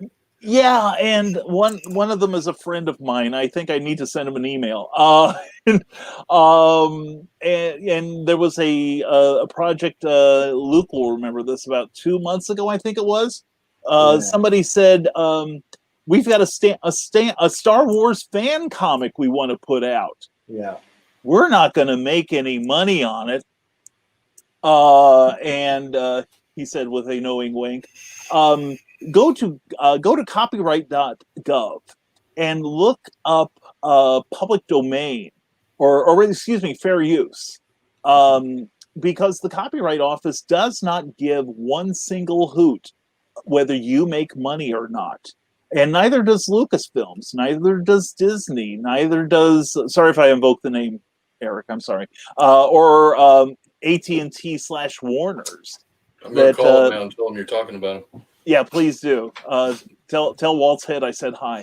But anyway, make sure you're running with something you own the rights to, because if you get that thing into print, the best you can hope for is a cease and desist letter. And a lot of these companies, keep in mind, I keep telling people, Disney sued this is about 5 years ago or so, they sued a daycare center for somebody painting the images of their characters up on the wall in a daycare center. What are they going to do to you? So that's Well, my so far to the biggest Star Wars fanfic, nothing. Yeah. Yeah. So they apparently picked their battles, and they would rather go after a daycare. So. Oh yeah. Well, and the thing is, I noticed that the Star Wars project I mentioned did not get funded. No. Well, So the Batman one from last week's gone. Of course. It's not out there now. Oh, good. I won't have to send an email. Good. So, what have you guys seen that is sorry if I sucked all the oxygen out of the room with my passion. What have you seen that's a huge oops as far as crowdfunding? Just people abusing the funds when they think it's still your backers' money when the money comes to you. I mean, you got to get the product to them. Don't spend it on bills and not fulfill what these people have paid for. Or buy a new guitar. Or yeah. Well, shoes, guitar would be games, nice. yeah. I've seen people buy, like they'll go on a spending spree because they've got this money and they won't do it. Oh. So that kind of brings me to my biggest oops that I've noticed is people not charging enough to cover the cost of all the perks and the shipping. Mm-hmm. And they wind up not having enough money, and so they go upside down, and then it kind of goes into your oops where they start spending the money on other things, and then 2 or 3 years later you haven't fulfilled those pledges. Oops. Yeah. Know what it's going to cost you in the beginning. I mean, I lay out every little piece in Excel. I mean, how much the book is going to cost me to print. I mean, I take an average of different quotes I get because they could change by the time I actually go to print. But I mean, know what you're going to get charged for printing.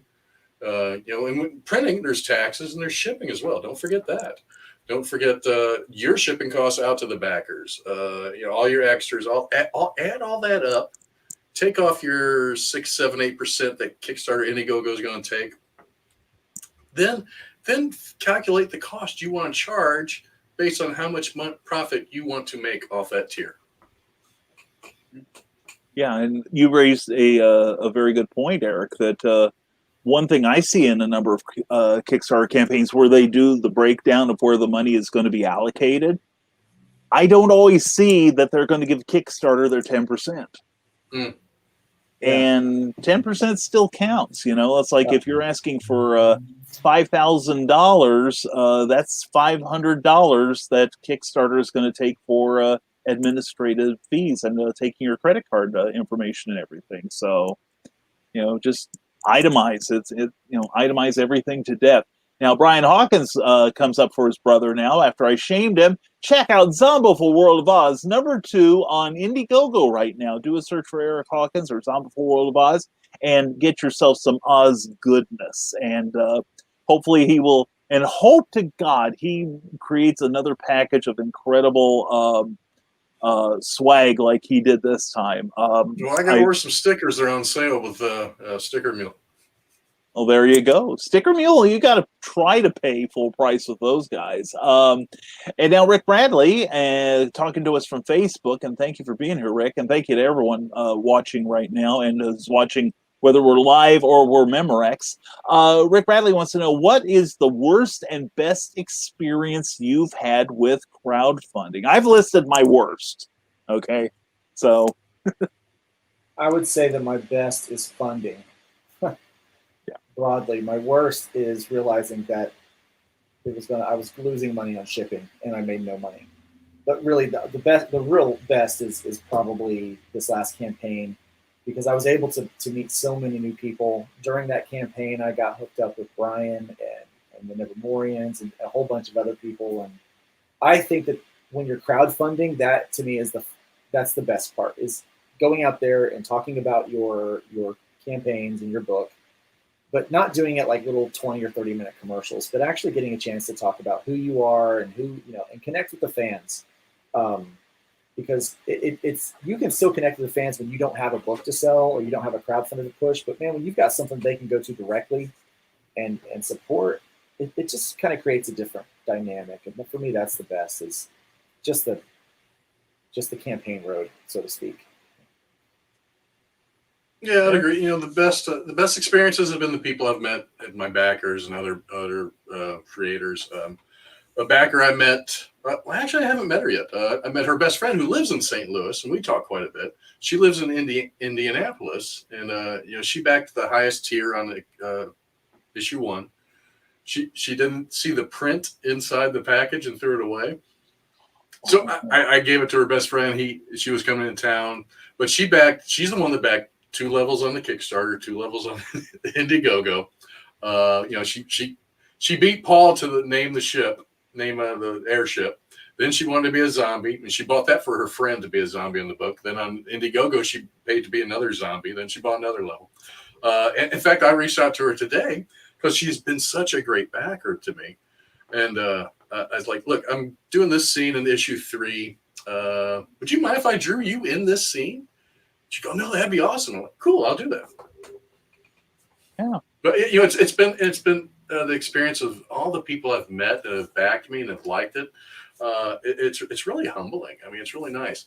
Now the worst experience, I got to say, it's when you start paying for all that stuff, and the anxiety of like, oh my God, is this going to come in damaged? Is this? Oh please! Oh my God! I just spent $2,000 on books. Yeah. Please don't mess it up. Please, did I format them right? There's anxiety there. There is, and that money does not last as long as you think it does. Oh, it goes quick. And I don't care if you've just raised $500 or $5,000. The percentages are the same. Like, you're a few months and you're like, it's all gone because it's gone out in prints and paying for stuff and paying for your creative team. And, you know, if you're lucky, you might be able to pay a bill or two with it, you know, or maybe go out and have a celebratory steak dinner. But yeah. But at the end, it's gone fast. Yeah, it goes real quick. It does, yeah. And I gotta agree. You know, not just the people who back the project and are still friends. Yeah. You know, they sign up for my profile page, they follow me on various things, they check into my shows, but also the people I get to work with. You know, it's, you know, despite how Eric feels about me, I treasure our collaborations, and I look forward to future ones. And, you know, getting to meet people like Luke and knowing we're going to be working together again someday. That you know, there's just a whole lot of script from you right now, doesn't he? Sorry? Does Luke have a script from you? That's been put on hold for now. But has he seen it? Yes. I have, yeah. Have you seen how many panels he puts on a page? I have. Okay. Luke Tell him how reasonable I Luke knows what I'm talking about. This one was pretty reasonable. He saved it. I have done work for someone who did like 9 to 10 panels a page. Like, they just got ridiculous. Every page was 7 to 9 panels. And I'm like, you are killing me, dude. Yeah. I'm like, I'm going to charge you double for this. I'm going to charge you by the panel. Yeah. Oh, I could top that, though. When I used to work for somebody in Northern Illinois, I was told, train this person how to write comics, and this is the one that broke me. And they would have 20 panels on a page with about 50 words in each one, and about 4 or 5 things that the single character is doing at the same time. And I said, no, you need to break this up into, you know, take more pages, take bigger panels, etc. So the next draft, she combined everything. So I had like 80 panels on one page, each with about twice the dialogue. And that's when I quit. So anyway, I'm a terrible employee. But anyway, and everybody that's ever worked for me going, yep, that's true. Anyway, Cindy Kep says, sign up for my mailing list. Now, see, that's how you do it. You ask people to do it. Go to CKOEPP.com and not only check out the great work that Cindy Kep does, but also please sign up for her newsletter. And I know that you can also sign up for the newsletter on terraformcomics.com. And the first issue went out August 1st, right, Luke? It did, yes. Yes. And also Eric has a mailing list, and I'm sure if you send him your email, he will keep you up to date with what he's doing. Yeah, that's pretty much all I use it for. I update people with projects. I've told them, because the one thing I do like about the surveys with Kickstarter, You can ask people if they want to be added to your mailing list or not. That's the only thing I really like about it. And I actually get some no's. I'm like, I wonder why they don't want to be on there. But really I tell them, I'm not going to spam you. I'm just going to send you updates on what I'm working on, and if I got something going, that's it. Yeah. I'm not going to lie. I take it personal when they say no. Yeah. I'm like, why? That's right. Hurting. Yeah. No, I'm joking. Yeah, and I did the same thing with my list. I asked them, do you mind if I put you on my mailing list? And of course, nobody said no. So they don't open them, but at least they're on my mailing list. And Rick Bradley says 50 words and multiple actions in a comic panel would work if it were the Flash and the Transformer blur. Yeah, but it doesn't work in a horror story when everyone is a mortal person. So very true. Yeah, call me a fussy editor. And let's go through my. I think we are caught up with the comments here. Let's see. And I think you have gone through most of the things I was going to ask you. Now, as someone, now you also, both of you guys, not only do you run great Kickstarter campaigns. I mean, they're actually fun to watch, and see the progress on them. But I know you guys also back Kickstarter campaigns. Mm-hmm. Now, you've been asked what kind of swag you like offering, but what kind of swag is the decider for you guys? What is the one thing that somebody offers that is the difference between a yes and a no from you? Oh, I don't. I just like getting the extra stuff. I haven't seen anything I really didn't want and would keep me from backing. I mean, I got this thing, and it's pretty cool. Let me get over to it. So we'll fill in for you. These are called block heads, and all it is a sheet of paper. It's printed out, and when you get it, you cut it out and build a little figure out of it. Oh, that's cool. It's like the size of a pop. That's why it's in a pop protector, but it's on a sheet of paper. And you can go out to the website, I think it's blockheads.com, and download it and design your own characters and put on there as well. Oh, yeah. It's a sheet of paper. It fits right into a Gemini, This was from Brian Shear's Gunship Thunder Punch. Oh, okay. Well, I thought that was kind of neat. Something different. And I thought about actually printing some of these out of the Tin Man from the Wonderful World of Oz and taking them to shows and just giving them to kids. That's really cool. Print them out on my printer. Yeah, Eric, I'm taking down a note.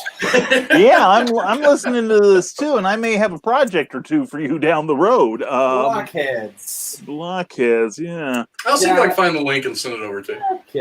There you go. Please. I'd be appreciative. I'm not really a swag guy. If I think the book is going to be interesting, I want the book. I want a copy of the book in my hands. That's what I want. So yeah, that's if it looks good and you've laid out your campaign well and you've got a history of completing those things, I'm probably gonna back you. I'm a super backer now. They tell me. Ooh, well, I'm the same way. It's like I gotta like the project, and if then I just how much further up the chain do I want to go? Are the perks worth it for me?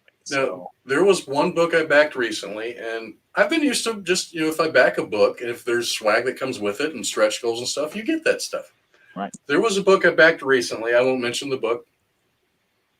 And I did not realize it at the time until after it funded that it was a tier that did not include any of the stretch goals that they achieved. Oh, no.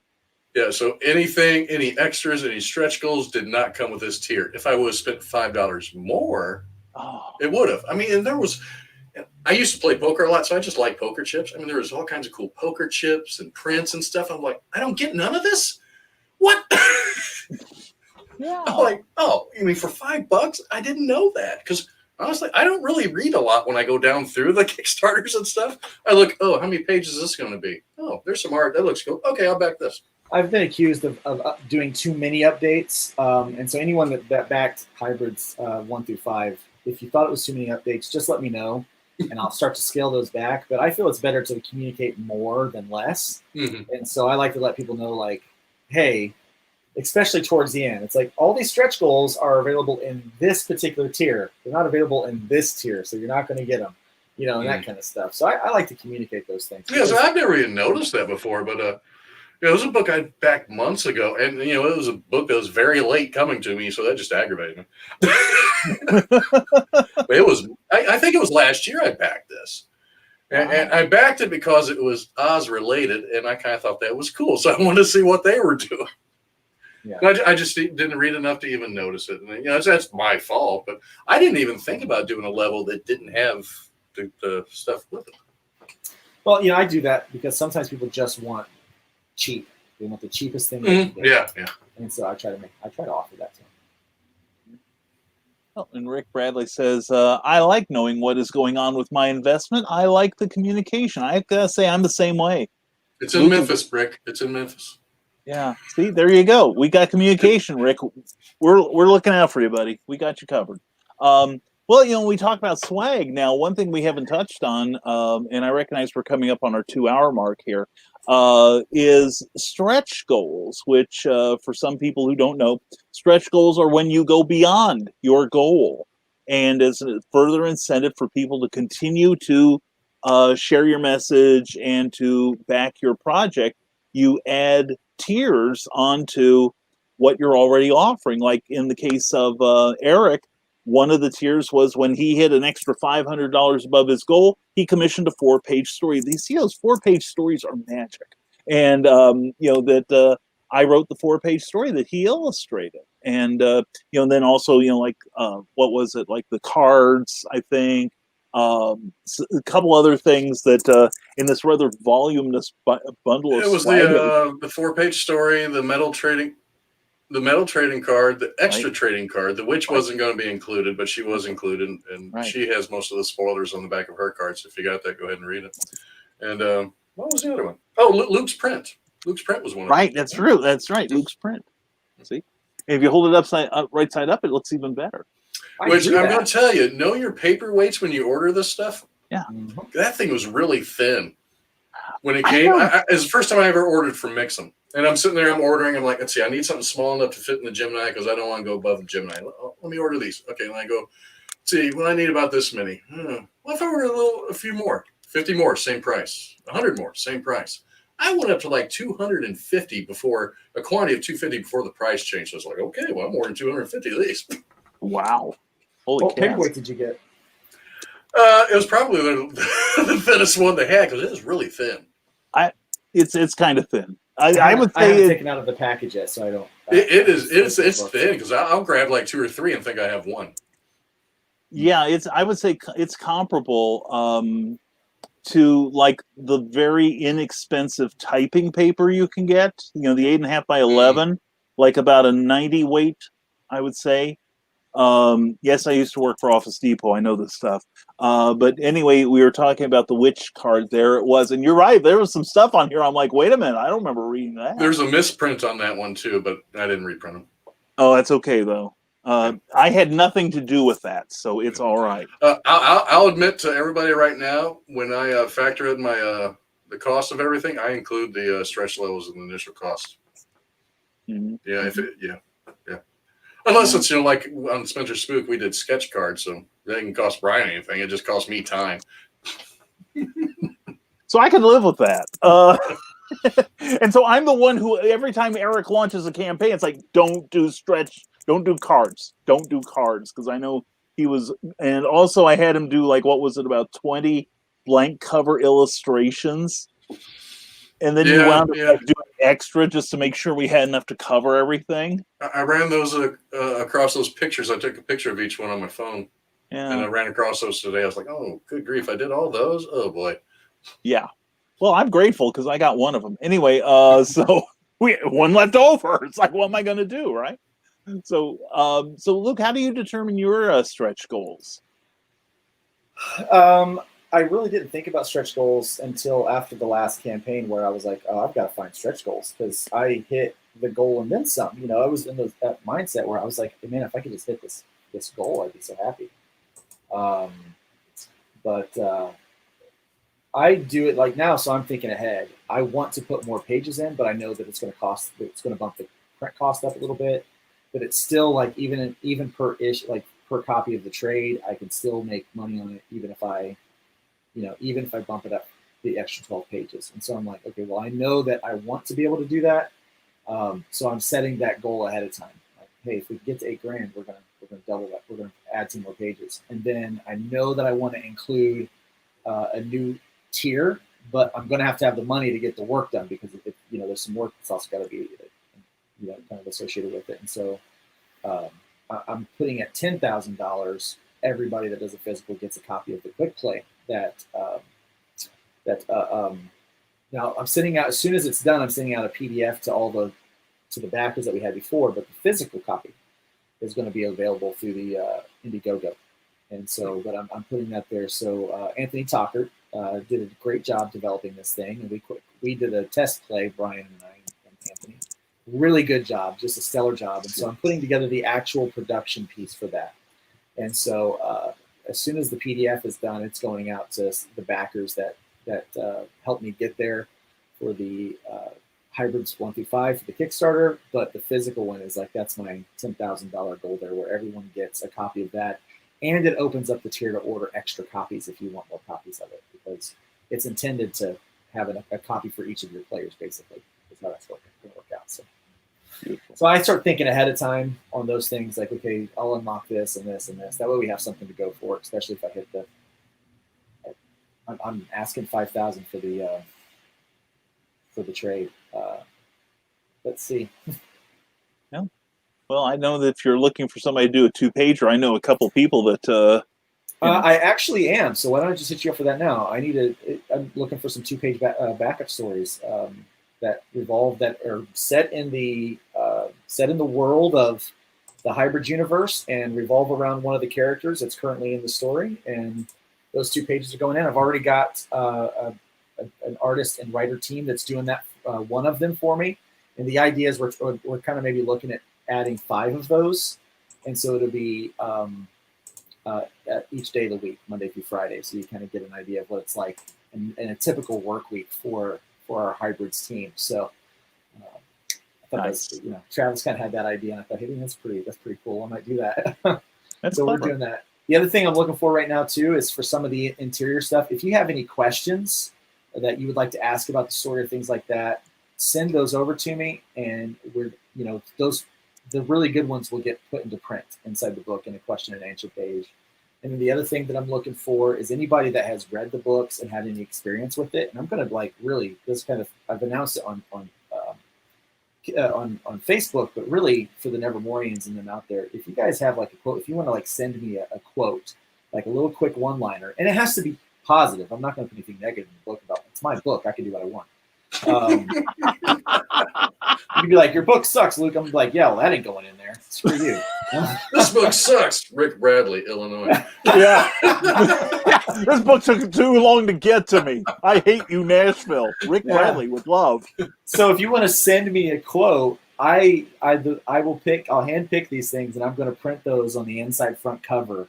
So as people open that up, they're going to be able to say what people have experienced with the hybrid story so far. So yeah, so I'm really looking forward to that. So help me fill that up, because I need to be ready to go to print.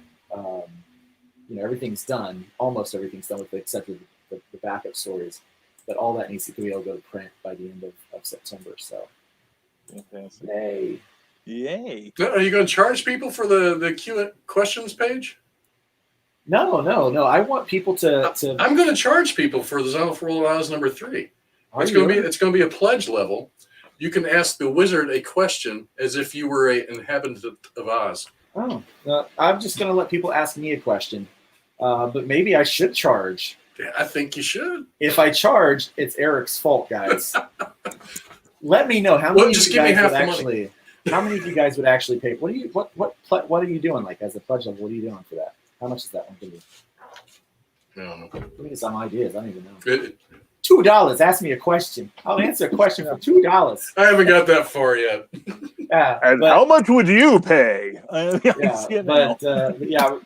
think it would be neat to kind of fill out some content. I'm also going to show some old school, like pictures from like way back in the day of doing some of the original hybrid stuff.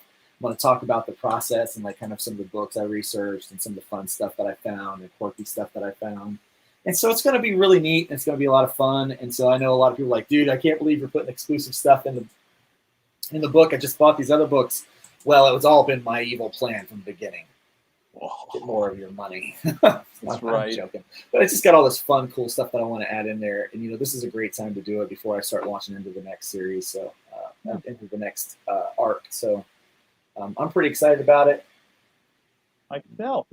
And really, it's the sort of thing that it's kind of tough to put into a regular issue. Yeah, there's no room for it. You just can't do it. It's true. Well, here's your first quote. Hybrids can easily stand toe-to-toe with anything Marvel and DC have put out. Rick Bradley. I'm taking it. There we go.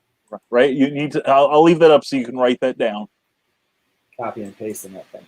There you go. Or take a screen grab of it. In my notes. There you go. You got it? Got it. All right. Very cool. Thank you, Rick. And thank you, everyone, for your incredible questions. And a huge thank you to Eric S. Hawkins and Luke Stone. Thank you, gentlemen, very, very much. Now, I'm going to give you guys a minute to shine here, and then I'll take over the screen, promote a little bit of my own stuff for a moment, and then hang around. Maybe we'll chat afterwards. So if that sounds agreeable to you guys.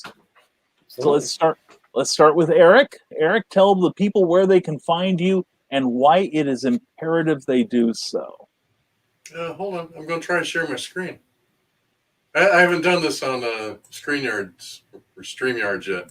Yeah, and you can see how good I am. Okay. You got it? Okay. Piece of cake. Okay. I got it. And there you go. Oh. I am Eric S. Hawkins, the creator of the Zombieful World of Oz. Number 1 and 2. Next year, number 3. Another 40-something pages. Everybody loves 1 and 2.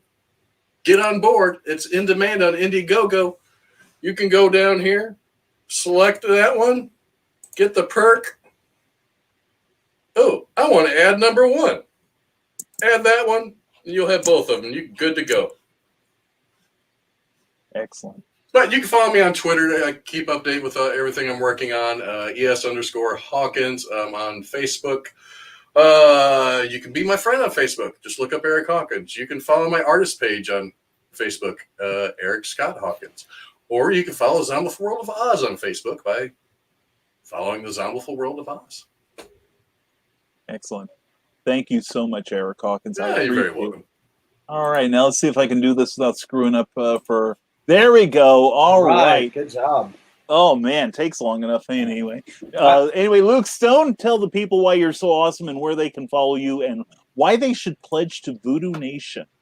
Right. Well, I make comic books, and I make comic books for everybody. So I want everyone to have them. So that kind of really settles it, I think, doesn't it? What I really need from everyone tonight is to do 2 things for me. And I know it's asking a lot, but just 2 things is what I need you to do. So we have worked on this book called Voodoo Nations, number 1. Travis wrote a great book. He's a very talented writer. And I have done my darndest to give you some quality art in this thing. And I'll just show you a couple of pages that you can look at. He's got them in here somewhere. That's the cover of the main cover. But this is some of the art that you're going to look at. I really, really, really... we are so close to being able to unlock this 4-page Ashcan comic. If you could, what I would like you to do is I would like you to go buy this Voodoo Nations, go to Kickstarter and just look up Voodoo Nations, number 1. We're the only one there, so nothing is even close to the same thing. Go there and pledge. Pledge $1, pledge $2, or go ahead and just do the $12 and get the book sent to you, okay? If you could go and do that, that would make my day. The other thing I would ask you to do is not only pledge on that one, but I would also ask you to go to my Indiegogo and just run over there and it's Indiegogo. It's https://igg.me/hybrids TPB or hybrids trade paperback. So if you go to Indiegogo and you look up hybrids, you'll find it. And if you go there, there's a thing where it says where you can this pre-launch page where you can join the mailing list. I ask you to please go join that mailing list so you can get updates on when that launches and when the stretch goals are met and when new things come out and new perks are unlocked. So if you could just do those two things for me tonight, that would be like Christmas in August for me. Excellent. Now, where can they follow you on the social media thing, Luke? Very simple. You can go to lukestonestudios.com and you can find my Facebook, my Twitter, and my Instagram over there. All right. And there's his. There you go. There's his handsome face there. And once again, thank you guys very much for being on the show. You guys are always a treat. And last comments here. Brian Hawkins says, charge about $350 for questions. $350 sounds good. And Cindy Cap, thanks for playing and answering all my goofy questions. No goofy ones. Swear to God, you had some great ones. And the giantess herself, Meredith Walgren, says, thank you guys. Lots of good information. I may be bugging you when it's time to launch. Well, we welcome it. Seriously, we're here to help. That's what this show is about. So once again, thank you, Eric S. Hawkins. Thank you, Luke Stone. I have one last question. Yes, sir. Is Amy here?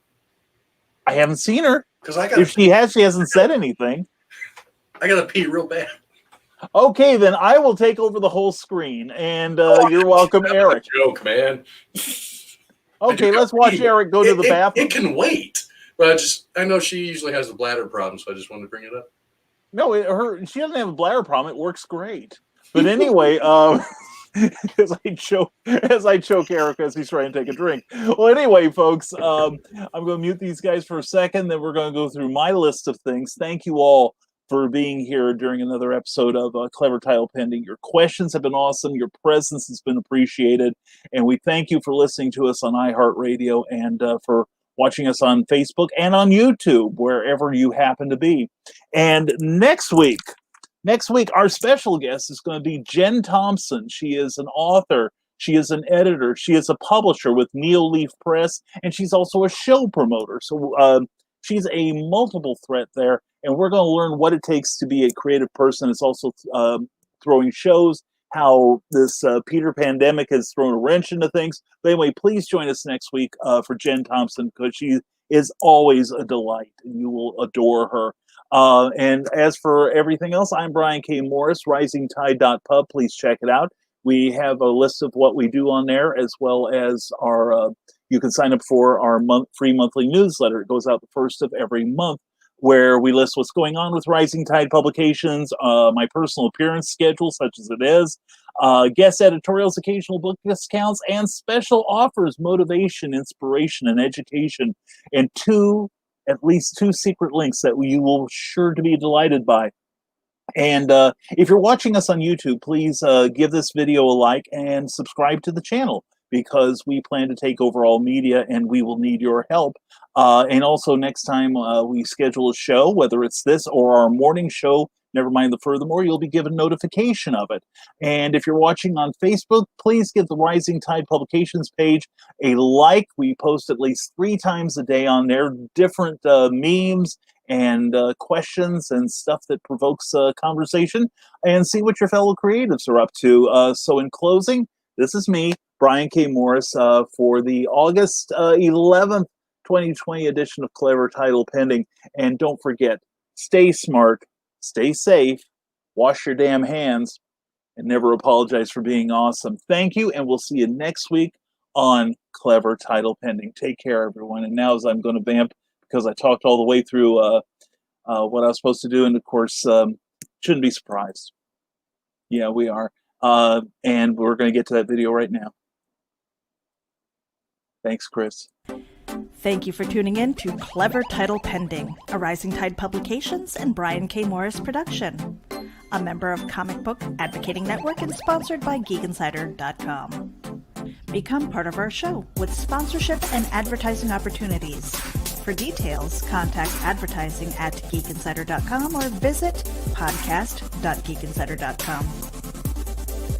The Geek Insider podcast is available on your favorite app, so please hit the follow button and share it out to your friends, because if you don't, you might have to turn in your geek card.